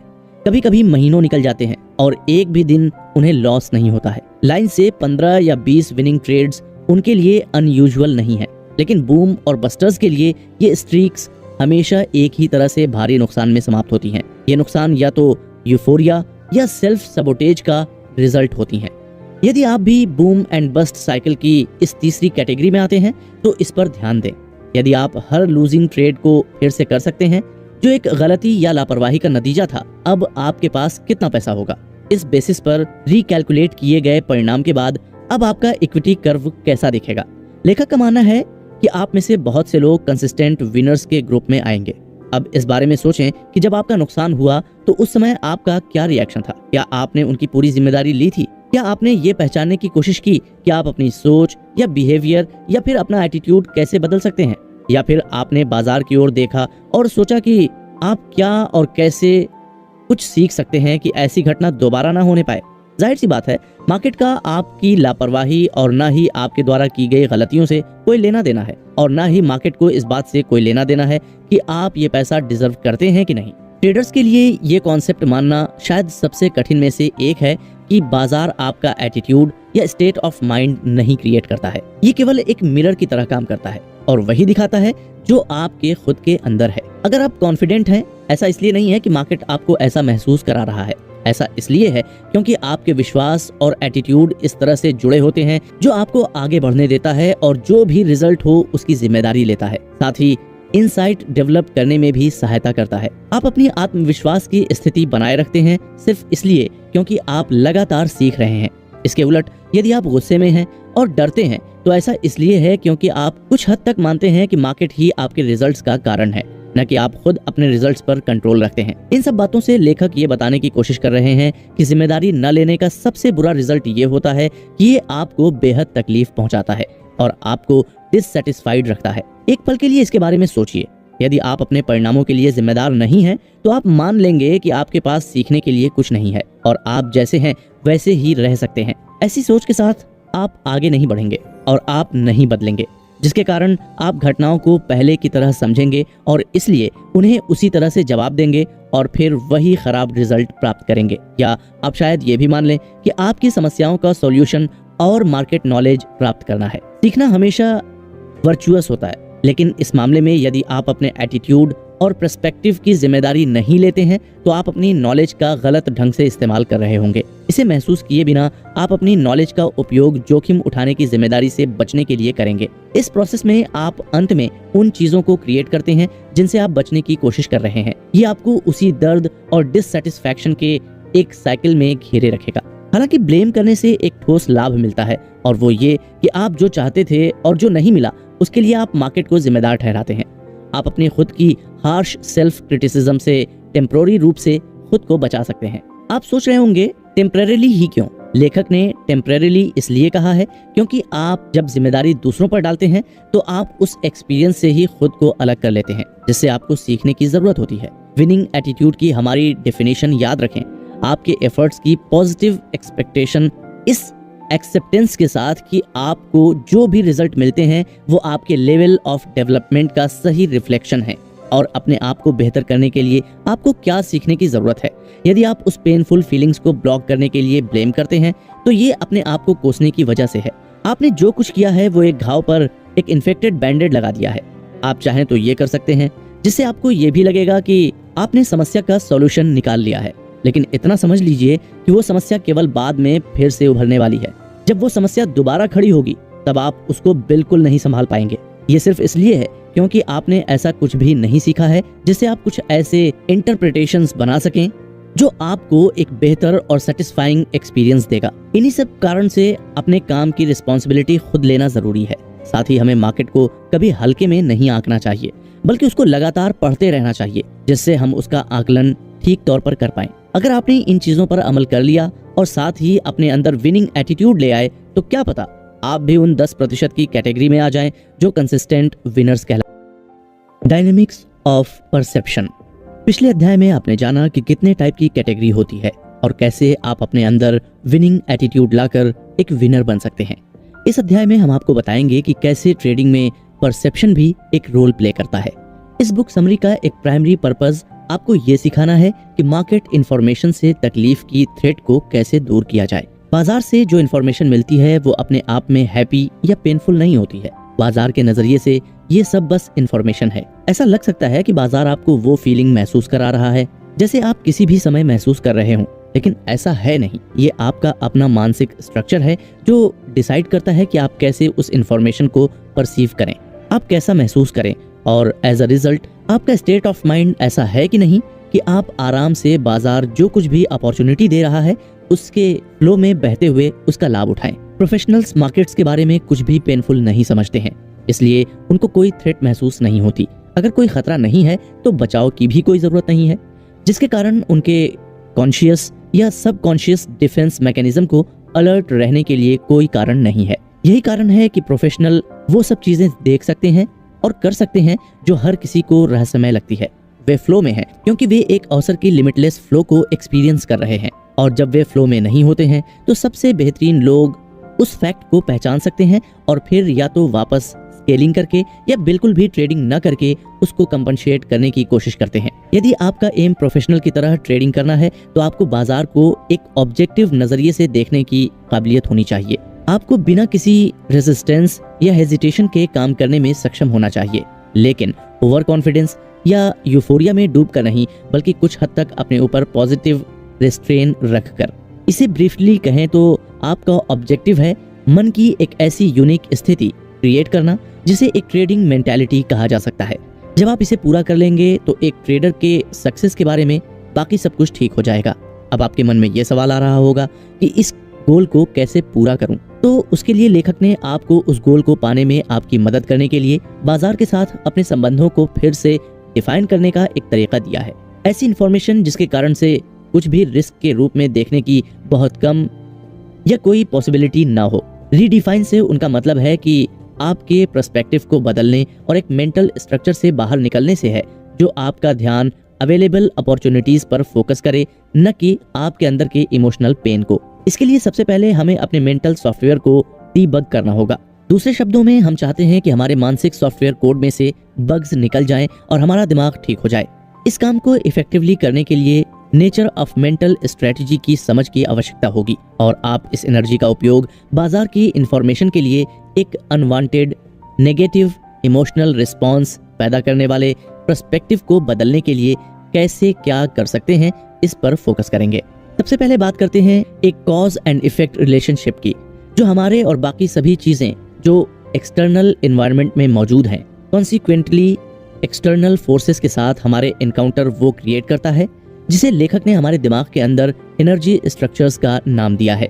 यादें, डिस्टिंक्शंस और अल्टीमेटली जीवन भर हम जिनसे बिलीफ्स एक्वायर करते हैं, वे हमारे मानसिक वातावरण में स्ट्रक्चर्ड एनर्जी के रूप में मौजूद होते हैं। स्ट्रक्चर्ड एनर्जी एक एब्स्ट्रैक्ट कॉन्सेप्ट है। आप खुद से पूछ रहे होंगे, ऊर्जा आकार या रूप कैसे लेती है? ह्यूमन कॉन्शियसनेस के विकास पर विचार करें और केवल 100 साल पहले की तुलना ढंग से कार्य करने के लिए क्या जानना जरूरी है, ये सोचें। वहाँ ये इंडिकेट करने के लिए बिल्कुल कुछ भी नहीं है कि हमारे पास सीखने की अनलिमिटेड कैपेसिटी नहीं है। बस डिफरेंस इतना सा है कि जितना आज के समय में हम अवेयर हैं, अगर उतना अवेयर कोई 100 साल पहले होता तो उसका दिमाग हिल जाता। तो अपने दिमाग की इस कैपेसिटी का हमें भरपूर फायदा उठाना चाहिए। एसोसिएशन की ताकत। पिछले अध्याय में हमने आपको ये बताया कि ट्रेडिंग में सब कैसे परसेप्शन का खेल है। अब इस अध्याय में हम आपको बताएंगे कि कैसे एसोसिएशन की ताकत ट्रेडिंग में और आपकी पर्सनल जिंदगी में भी कैसे सहायता करती है। फॉर एग्जाम्पल, मान लीजिए कि एक बच्चा जो पहली बार किसी डॉगी के पास जाता है और यदि वो डॉगी उस बच्चे पर भौंक देता है तो जाहिर सी बात है कि उस बच्चे के मन में एक डर बैठ जाएगा और वो जिंदगी भर डॉगी से डरेगा, क्योंकि उसका पहला एक्सपीरियंस खराब हुआ था। लेकिन क्या ये सही है कि किसी एक खराब एक्सपीरियंस से हम जिंदगी भर एक चीज से डरते रहें? इस एग्जाम्पल की तरह ट्रेड की दुनिया भी है, जहाँ कुछ ट्रेड हमें खराब एक्सपीरियंस देंगे, परंतु इसका ये मतलब नहीं है कि हम ट्रेड करना ही छोड़ दें। मार्केट केवल न्यूट्रल पर्सपेक्टिव से इंफॉर्मेशन क्रिएट करता है, साथ ही ये ऑब्जर्वर यानी आपको अपनी ओर से कुछ करने की एक नीडलेस अपॉर्चुनिटी देता है। यदि आप उस सेकंड में जो देख रहे हैं उसके कारण आपको डर लगता है तो अपने आप से ये प्रश्न पूछिए, क्या ये इंफॉर्मेशन वाकई खतरनाक है या आप बस पिछले एक्सपीरियंस के इन्फ्लुएंस की वजह से घबरा रहे हैं? इसे यूं भी कह सकते हैं कि आप वही देख रहे हैं जो आपका खुद का स्टेट ऑफ माइंड रिफ्लेक्ट कर रहा है। ये कॉन्सेप्ट एक्सेप्ट करना बहुत मुश्किल है, तो चलिए आपको इस पॉइंट को क्लियर करने के लिए एक एग्जांपल देते हैं। एक सिनेरियो या सिचुएशन इमेजिन सेट करें जहां आपके अपने आखिर के 2 या 3 ट्रेड लॉस में थे। आप बाजार स्टडी कर रहे हैं और आप जो वेरिएबल यूज करते हैं वो इंडिकेट कर रहे हैं कि एक अपॉर्चुनिटी वर्तमान में मौजूद है। तुरंत ट्रेड एग्जीक्यूट करने के बजाय आप संकोच करते हैं। आपको ये ट्रेड बहुत जोखिम भरा लगता है, इतना जोखिम भरा कि आप अपने से सवाल करना शुरू करते हैं कि क्या ये वाकई एक सिग्नल है? जिसके कारण आप अपनी सोच को ही क्वेश्चन करने लगते हैं। आप ऐसी इंफॉर्मेशन ढूंढने लगते हैं जिससे ये साबित हो जाए कि ये ट्रेड काम क्यों नहीं करेगा। ये ऐसी इंफॉर्मेशन है जिस पर आप नॉर्मली ध्यान नहीं देंगे और ये डेफिनेटली ऐसी इंफॉर्मेशन नहीं है जो आपकी ट्रेडिंग मेथोडोलॉजी का हिस्सा है। इस बीच बाजार चल रहा है। अनफॉर्चुनेटली ये आपकी ओरिजिनल एंट्री पॉइंट से दूर जा रहा है, जिस पॉइंट पर आप टारगेट में शामिल हो जाते यदि आप हेजिटेट नहीं करते। अब आप में कॉन्फ्लिक्ट पैदा हो गया है क्योंकि आप अभी भी ट्रेड करने जा रहे हैं और विनिंग ट्रेड को खो देने का ख्याल पेनफुल है। साथ ही बाजार आपके एंट्री पॉइंट से दूर होता जा रहा है, तो पार्टिसिपेट करने का जो जोखिम है उसका मनी वैल्यू बढ़ने लगता है। आपके मन के अंदर टग ऑफ वॉर तेज हो जाती है। आप चूकना भी नहीं चाहते हैं, लेकिन आप खुद को बर्बाद होते हुए भी नहीं देखना चाहते हैं। आखिर में आप कुछ नहीं करते हैं क्योंकि आप अपनी दुविधा या कॉन्फ्लिक्ट के कारण पैरालाइज्ड हैं। आप अपने आप को ये बताकर अपनी इमोबिलिटी या कुछ न करना जस्टिफाई कर लेते हैं कि बाजार का पीछा करना बहुत जोखिम भरा है, जबकि आप बाजार की हर चाल पर तड़पते हैं क्योंकि आपको दिख रहा है कि आपने एक अच्छे विनिंग ट्रेड को मिस कर दिया है। यदि इस सिनेरियो से आप रिलेट कर पा रहे हैं तो आप अपने आप से पूछें कि जिस समय आप हेजिटेट कर रहे थे, क्या आप ये समझ रहे थे कि मार्केट क्या अवेलेबल कर रहा है, या आपके दिमाग में जो डर था आपको वो उस हिसाब से दिख रहा था। मार्केट ने आपको सिग्नल दिया, लेकिन आपने उस सिग्नल को एक ऑब्जेक्टिव या पॉजिटिव पर्सपेक्टिव से नहीं देखा। आपने इसे एक अपॉर्चुनिटी की तरह नहीं देखा, एक ऐसी अपॉर्चुनिटी जिससे आप विनिंग या पैसा कमाने से मिलने वाली पॉजिटिव फीलिंग एक्सपीरियंस कर सकते थे। हालांकि ये ठीक वही चीज थी जो मार्केट आपको अवेलेबल कर रहा था। देखा जाए तो आपने खुद अपने पैर पर कुल्हाड़ी मार ली। जरा इसके बारे में एक पल के लिए सोचें। अगर ये सिनेरियो बदल दिया जाए कि आपके पिछले 2 या 3 ट्रेड लूजिंग होने के बजाय विनिंग होते, तो तब क्या आपने सिग्नल को अलग तरीके से देखा होता? क्या आप उस सिग्नल को पिछले सिनेरियो के कंपैरिजन में इसे एक बेटर विनिंग अपॉर्चुनिटी की तरह रिसीव करेंगे? अगर आपको लाइन से 3 विनर्स मिले होते तो तब क्या आप उस ट्रेड को करने में हेजिटेट करेंगे? बिल्कुल नहीं, है ना? हेजिटेट करना तो दूर की बात है। यदि आप ज्यादातर ट्रेडर्स की तरह हैं तो आप शायद लोड बढ़ाने पर ध्यान दे रहे होंगे। हर एक स्थिति में मार्केट ने एक ही सिग्नल दिया, लेकिन पहले सिनेरियो में आपकी स्टेट ऑफ माइंड नेगेटिव और फियर बेस्ड थी और आपने फेलियर की चांस पर फोकस किया। यही कारण था कि जिससे आप हेजिटेट कर गए। दूसरे सिनेरियो में आपने शायद ही कोई जोखिम महसूस किया हो। आपने भी सोचा होगा कि बाजार एक सपने को साकार कर रहा था, जिस कारण इस सिनेरियो में ट्रेड करना आसान बन गया। बल्कि ऐसे में आप झट से जरूरत से ज्यादा पैसा लगाने को तैयार हो जाएंगे। यदि आप इस फैक्ट को एक्सेप्ट करें कि बाजार पॉजिटिव या नेगेटिव रूप से चार्ज की गई इंफॉर्मेशन नहीं देता है, ये पॉजिटिव या नेगेटिव चार्ज आपके अपने दिमाग में है और ये इस बात का असर है कि आप इस इंफॉर्मेशन को किस तरह से प्रोसेस करते हैं। दूसरे शब्दों में कहें तो मार्केट आपको फेलियर और पेन या विन और हैप्पीनेस पर फोकस नहीं करता है। इंफॉर्मेशन को पॉजिटिव या नेगेटिव क्वालिटी हमारे अनकॉन्शियस मेंटल प्रोसेस का प्रोडक्ट है। हमारा दिमाग लगातार जो हमारे बाहर है यानी सूचना को किसी ऐसी चीज से जोड़कर देखता है जो पहले से ही हमारे मन में मौजूद है, यानी जो हम पहले से जानते हैं, जिससे ऐसा लगता है कि जैसे बाहरी सर्कमस्टांसेस और मनी डिस्टिंक्शंस या बिलीफ के साथ ये सर्कमस्टांसेस बिल्कुल वैसी ही जुड़ी हुई हैं। एज अ रिजल्ट, पहले सिनेरियो में यदि आप 2 या 3 लूजिंग ट्रेड से बाहर आ रहे हों तो जो अगला सिग्नल मार्केट आपको देता है कि एक अपॉर्चुनिटी है, लेकिन आपको ये अपॉर्चुनिटी ज्यादा रिस्की लगेगी। आपका मन ऑटोमेटिकली और अनजाने में ही आपके सबसे रिसेंट ट्रेडिंग एक्सपीरियंस के साथ जुड़ रहा है, यानी नाउ मोमेंट के साथ। ये लिंक आपको लूज करने के पेन की याद दिला देता है और आपके मन में एक फियरफुल स्टेट पैदा कर देता है। इससे क्या होता है, आपको जो इन्फॉर्मेशन मिल रही है उसे आप एक नेगेटिव पर्सपेक्टिव से परसीव करते हैं। ऐसा लगता है जैसे मार्केट आपको थ्रेटनिंग इन्फॉर्मेशन दे रहा है, तो जाहिर है आपकी हिचकिचाहट जस्टिफाइड है। दूसरे सिनेरियो में वही प्रोसेस आपको उस स्थिति को कुछ ज्यादा ही पॉजिटिव पर्सपेक्टिव से देखने का कारण बनती है, क्योंकि आप 3 विनिंग स्ट्रीक से बाहर आ रहे हैं। नाउ मूवमेंट और पिछले 3 ट्रेडों के उत्साह के बीच संबंध एक यूफोरिक स्टेट ऑफ माइंड बनाता है। आपको ऐसा लगता है जैसे ये बाजार आपको रिस्कलेस मौका फराहम कर रहा हो। इससे होता क्या है कि ये आपको ओवर कमिट या अपनी लिमिट से ज्यादा ट्रेड करने को सही ठहराता है।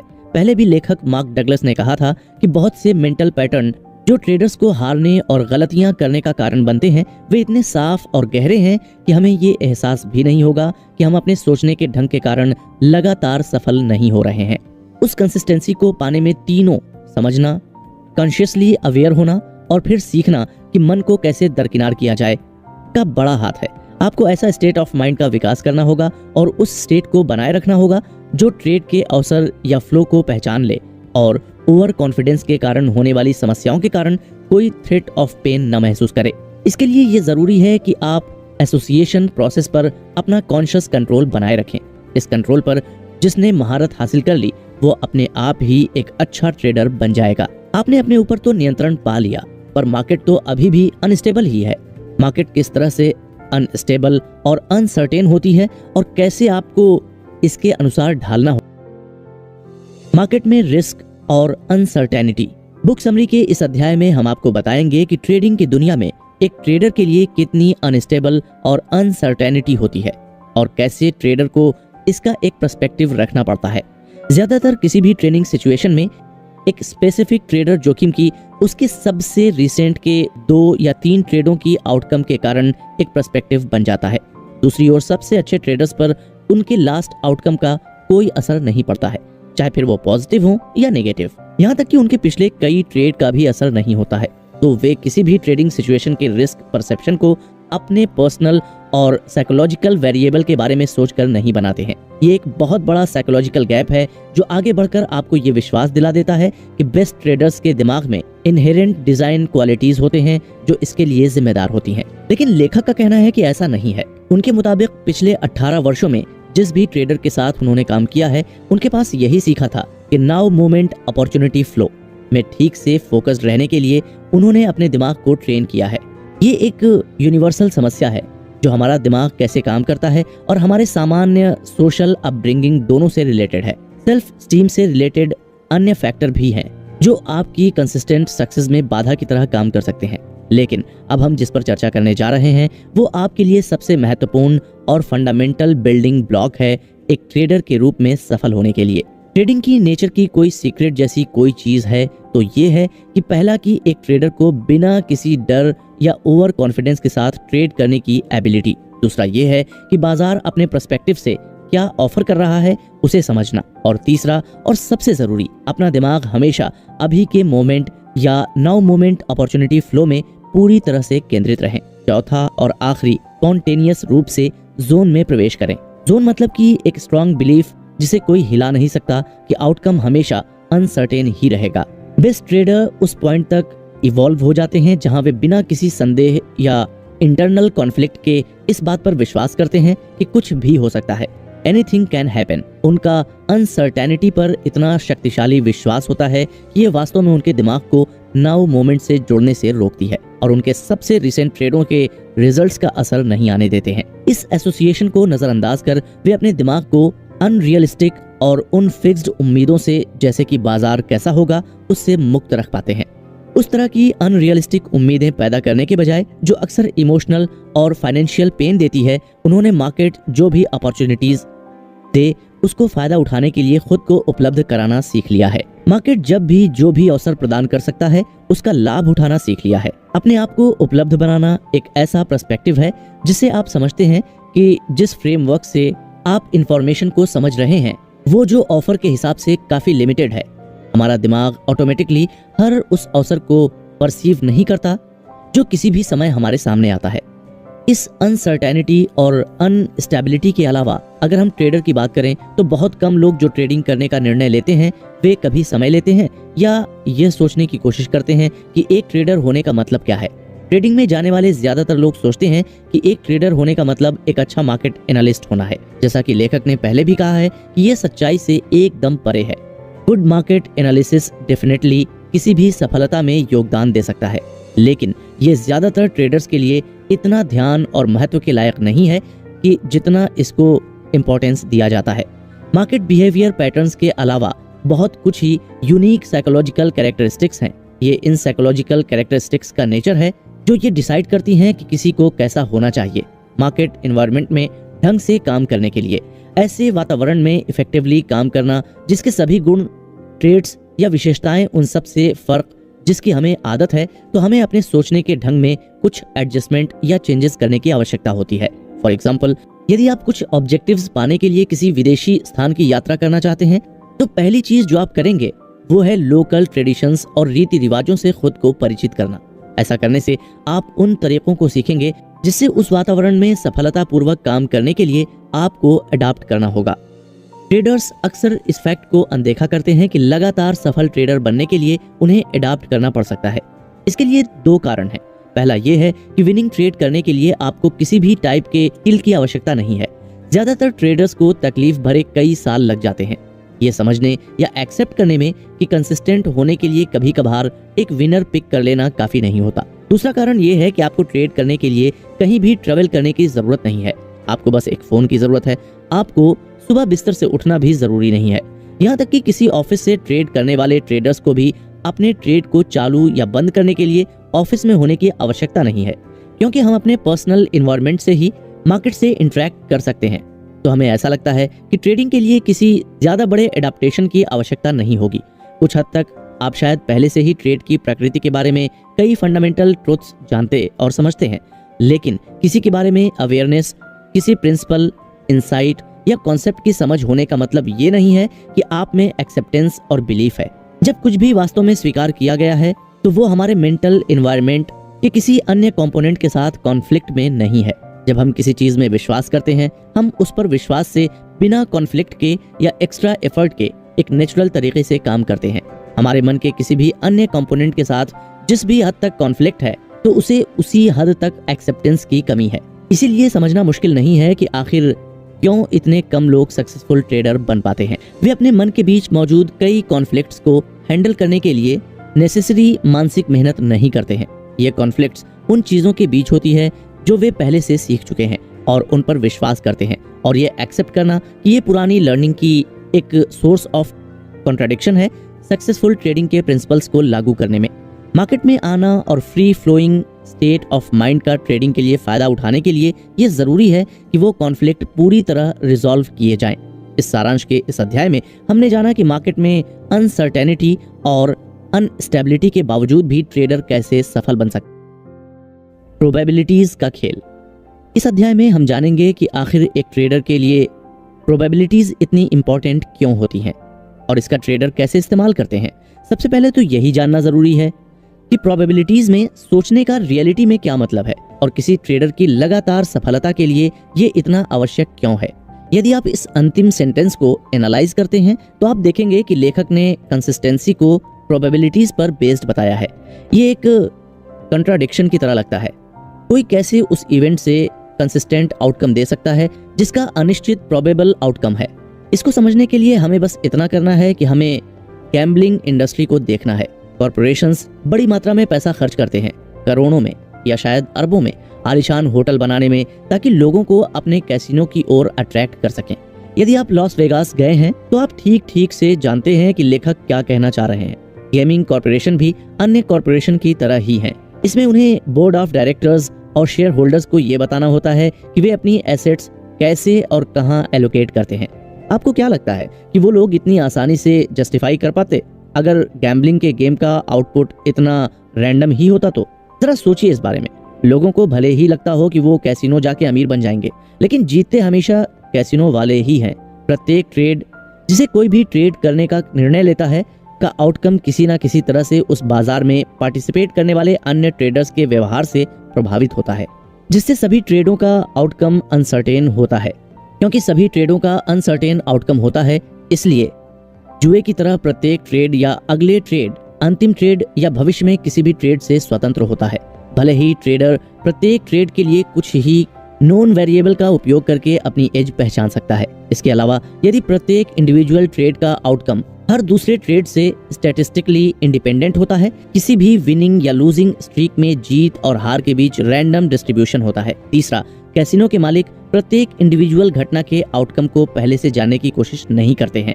इस फैक्ट के अलावा कि ये बहुत मुश्किल होगा, सभी अननोन वेरिएबल को देखते हुए प्रत्येक खेल में कंसिस्टेंट परिणाम बनाने आवश्यक नहीं है। कैसीनो ऑपरेटरों ने सीखा है कि बस उन्हें इतना करना है कि वे सभी ऑड्स को अपने पक्ष में रखें और इतनी ज्यादा इवेंट्स करनी है कि उनका एज को अपना काम करने का पर्याप्त अवसर मिले। जिन ट्रेडर्स ने प्रोबेबिलिटी में सोचना सीख लिया है वे लगभग एक ही पर्सपेक्टिव से बाजारों का रुख करते हैं।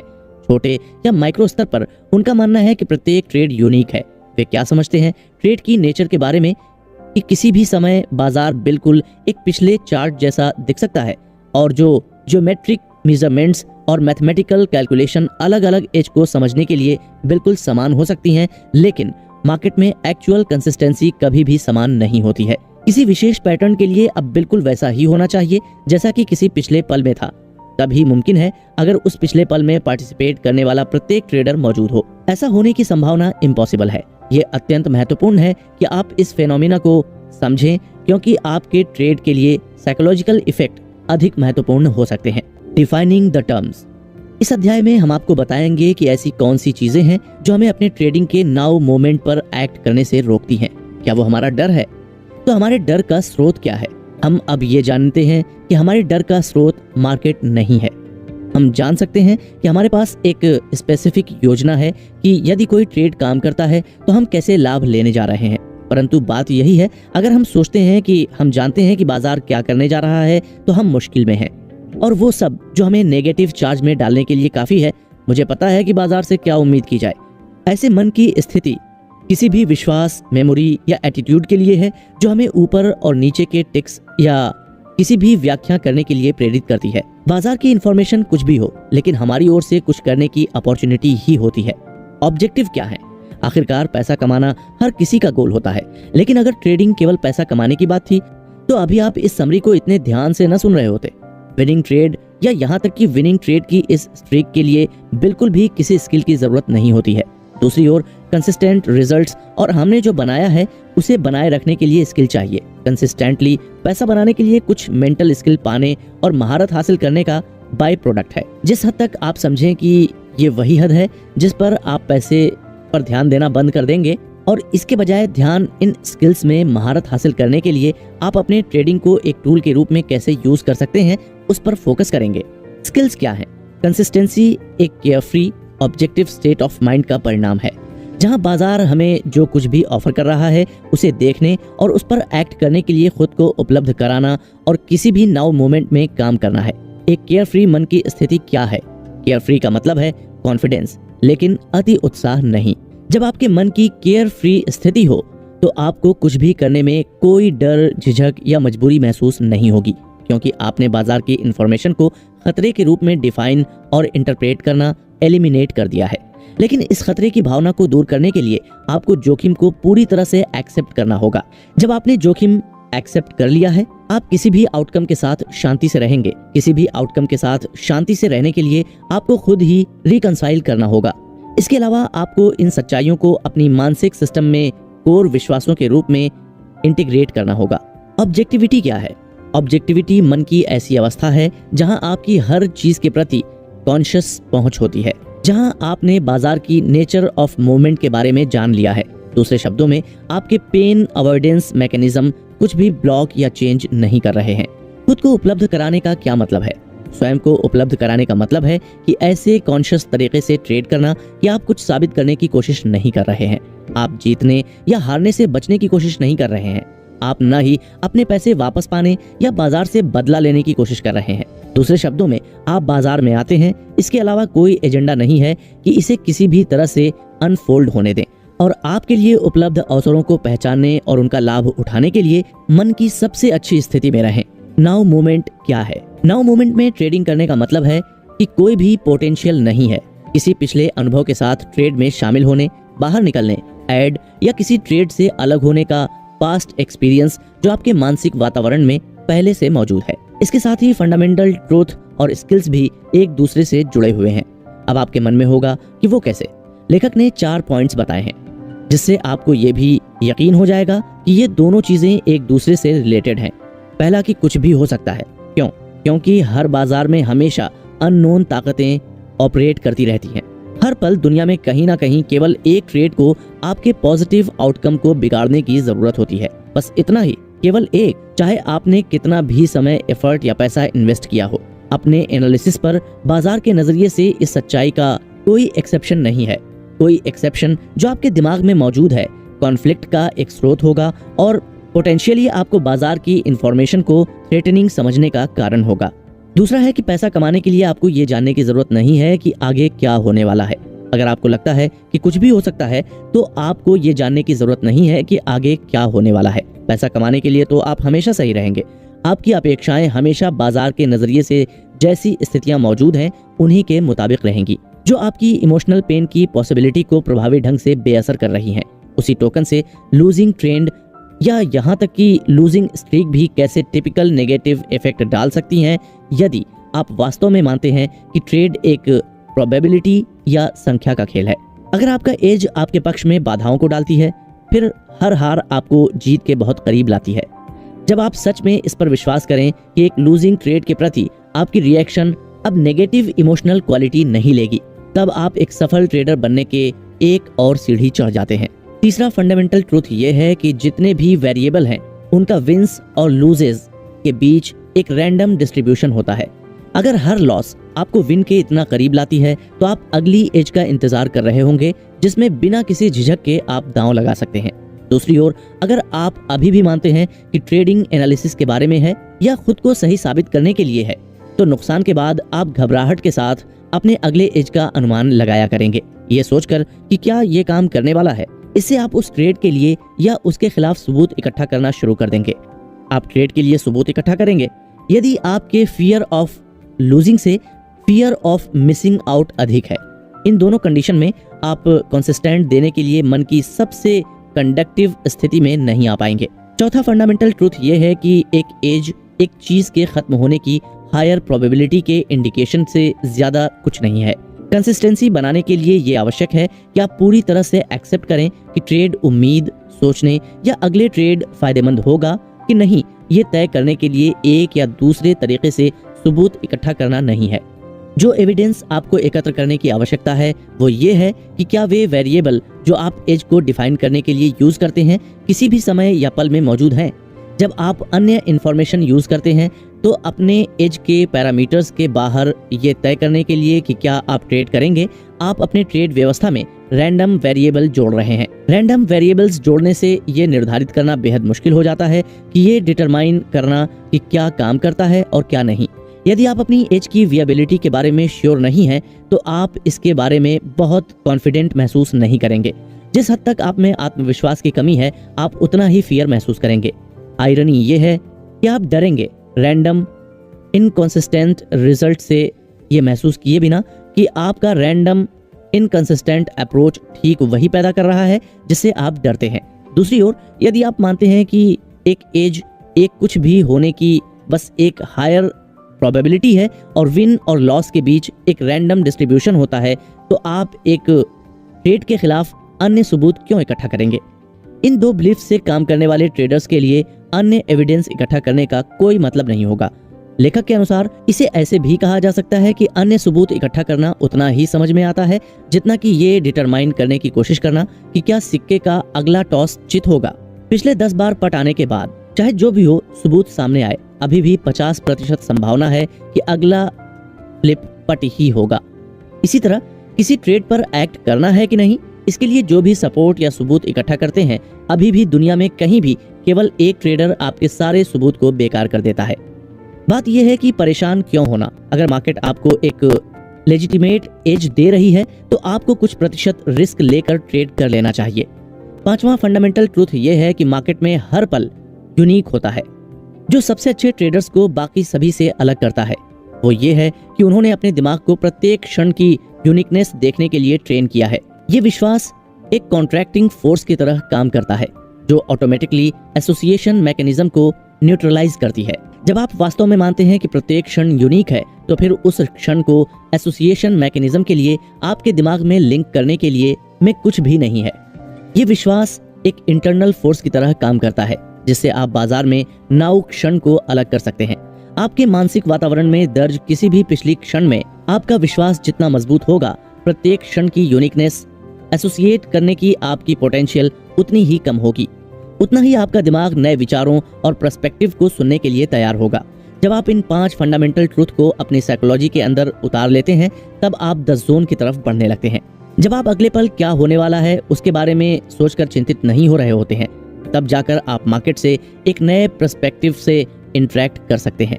और इस पल में मार्केट आपको खुद बताएगी कि आपको क्या करना है और आगे क्या होने वाला है। इस पल पर जिस दिन आप पहुंच गए वो आपके स्टेट ऑफ माइंड का सबसे अच्छा दिन होगा। उस दिन आप फाइनली द जोन में चले जाएंगे और गो विद द फ्लो वाली मेंटालिटी बना ले। कंसिस्टेंसी पर भरोसा करना। इस बुक समरी के इस आखिरी अध्याय में हम आपको बताएंगे कि कैसे आप कंसिस्टेंसी पर भरोसा कर सकते हैं और कैसे आपको अपने आप को इतना मेंटली स्ट्रांग बनाना है कि आप इस कंसिस्टेंसी पर भरोसे को टूटने नहीं देंगे। ये विश्वास पैदा करना कि मैं एक कंसिस्टेंट विनर हूँ, यह प्राइमरी ऑब्जेक्टिव है। इसे स्टेप बाय स्टेप में तोड़े बिना इम्प्लीमेंट करना बहुत ब्रॉड और एब्स्ट्रैक्ट प्रोसेस है। तो लेखक ने इस विश्वास को उसके सबसे छोटे टुकड़े में करके फिर प्रत्येक पार्ट को एक डोमिनेंट विश्वास के रूप में इंटीग्रेट करने का प्लान किया है। कुछ ऐसे ही सब बिलीफ जो अब हम आपको बताएंगे बिल्डिंग ब्लॉक है एक अच्छे ट्रेडर बनने के लिए और कंसिस्टेंट विनर बने रहने के लिए। तो आपको ये सोचना है, मैं कंसिस्टेंट विनर हूँ क्योंकि 1. मैं ऑब्जेक्टिवली अपने एज की पहचान करता हूँ। 2. मैं प्रत्येक ट्रेड के जोखिम को पहले से डिफाइन करता हूँ। 3. मैं पूरी तरह से जोखिम एक्सेप्ट करता हूँ या मैं ट्रेड को छोड़ने के लिए तैयार हूँ। 4. मैं बिना किसी हिचकिचाहट के अपने एज पर एक्ट करता हूँ। 5. मैं खुद को पे करता हूँ क्योंकि बाजार मुझे पैसा उपलब्ध कराता है। 6. मैं मिस्टेक करने की अपनी टेंडेंसी को लगातार मॉनिटर करता हूँ। 7.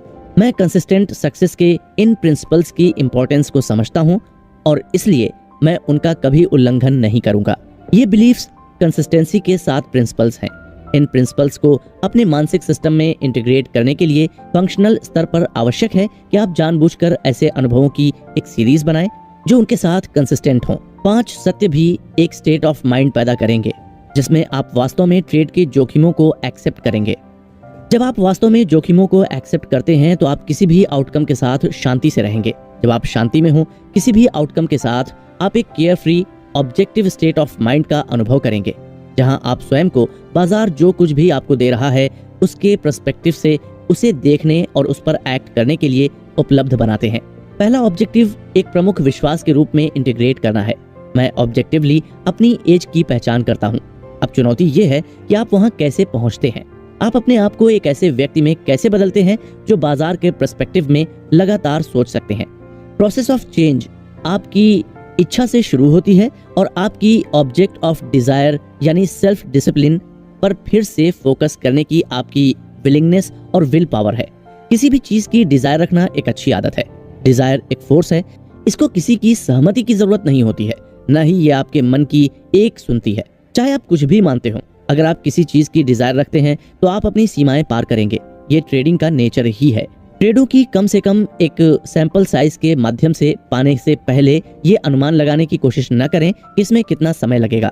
बिना किसी डेविएशन, डिस्ट्रैक्ट करने वाले विचारों या एक्ट करने में झिझक के अपनी प्लान को फॉलो करना इसमें जितना समय लेता है। सोचिए, यदि आप एक प्रोफेशनल गोल्फर बनना चाहते हैं तो अपने आप को हिट करने के लिए डेडिकेशन एक्स्ट्रा ऑर्डिनरी नहीं होगा। 10,000 या अधिक गोल्फ बॉल्स, जब तक कि आपके स्विंग में मूवमेंट का प्रिसाइज कॉम्बिनेशन इतना बिल्ट इन न हो जाए कि आपकी मसल्स मेमोरी में कि अब आपको इसके बारे में कॉन्शियसली सोचना नहीं पड़े। आप ऐसा इसलिए करते हैं क्योंकि आप मानते हैं कि स्किल डेवलपमेंट और प्रैक्टिस आपको जीतने में मदद करेगा। एक ट्रेडर के रूप में कंसिस्टेंट विनर बनना सीखना कोई अलग बात नहीं है। आपके महान प्रॉस्पेरिटी की कामना करते हुए और गुड लक कहते, लेकिन यदि आप स्किल्स पाने के लिए मेहनत करते हैं तो आपको वास्तव में लक की आवश्यकता नहीं होगी। अब इस बुक समरी को खत्म करने से पहले आपसे फिर से कुछ सवाल पूछना चाहूंगा और अब आप इन सवालों के उत्तर दे सकते हैं। साथ ही अपने शुरुआत के उत्तरों से इनको कंपेयर कर सकते हैं। एक ट्रेडर के रूप में पैसा बनाने के लिए आपको ये जानना होगा कि बाजार में आगे क्या होने वाला है। एग्री या डिसएग्री। 2.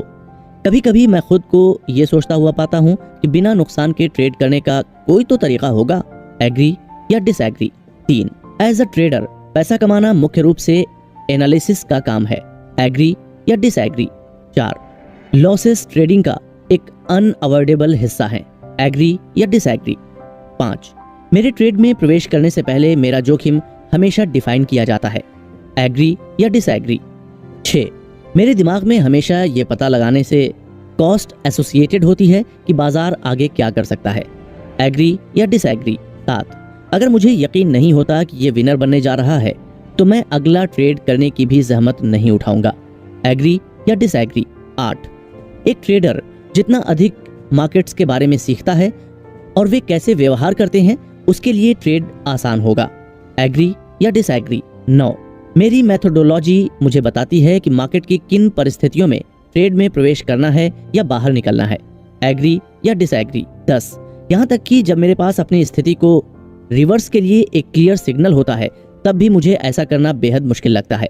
एग्री या डिसएग्री। 11, मुझे कंसिस्टेंट सक्सेस की अवधि मिलती है जिसके बाद आमतौर पर कुछ काफी भारी गिरावट मेरी इक्विटी में आती है। एग्री या डिसएग्री। 12, जब मैंने पहली बार ट्रेड करना शुरू किया तो मैं अपनी ट्रेड मेथोडोलॉजी को बेतरतीब ही कह सकता हूँ, जिसका मतलब है कि कुछ बहुत दर्द के बीच कुछ सफलता। एग्री या डिसएग्री। 13, मैं अक्सर ये महसूस करता हूँ कि बाजार पर्सनली मेरे खिलाफ है। एग्री या डिसएग्री। 14, जितना मैं लेट गो की कोशिश करता हूँ मुझे अपने पिछले इमोशनल वुंड्स को पीछे छोड़ना बहुत मुश्किल लगता है। एग्री या डिसएग्री। 15, मेरे पास मनी मैनेजमेंट फिलॉसफी है और इस प्रिंसिपल पर बेस्ड है, जब भी मार्केट मौका दे तो थोड़ा पैसा मार्केट से निकाल लेना चाहिए। एग्री या डिसएग्री।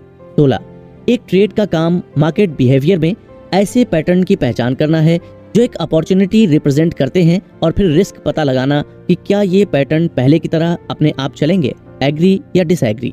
17, कभी कभी मैं ये महसूस करता हूँ कि मैं बाजार का विक्टिम हूँ। एग्री या डिसएग्री। 18, जब मैं ट्रेड करता हूँ तो मैं आमतौर पर एक ही टाइम फ्रेम में फोकस्ड रहने की कोशिश करता हूँ। एग्री या डिसएग्री। 19, सक्सेसफुली ट्रेड करने के लिए ज्यादातर लोगों के दायरे से कहीं अधिक मानसिक लचीलेपन की आवश्यकता होती है।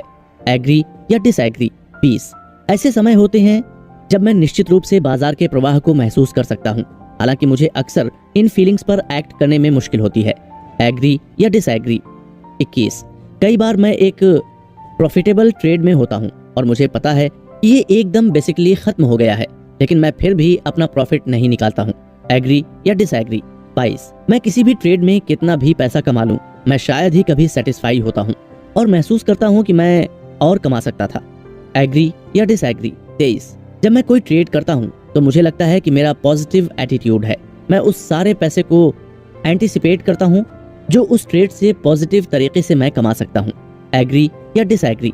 24, एक ट्रेडर का समय के साथ धन इकट्ठा करने की एबिलिटी का सबसे महत्वपूर्ण हिस्सा है अपनी कंसिस्टेंसी में विश्वास रखना।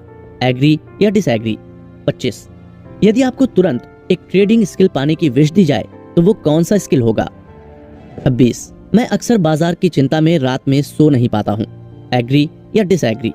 27, क्या आप कभी ट्रेड करने के लिए मजबूर महसूस करते हैं क्योंकि आप डरते हैं कि आप चूक सकते हैं, हाँ या नहीं। 28, हालांकि ये बहुत बार नहीं होता है, मैं वास्तव में अपने ट्रेडर्स को परफेक्ट होना पसंद करता हूँ। जब मैं एक परफेक्ट कॉल बनाता हूँ तो ये इतना अच्छा लगता है कि ये उस समय की कमी पूरी कर देता है जब मैं ऐसा नहीं कर पाता हूँ। एग्री या डिसएग्री।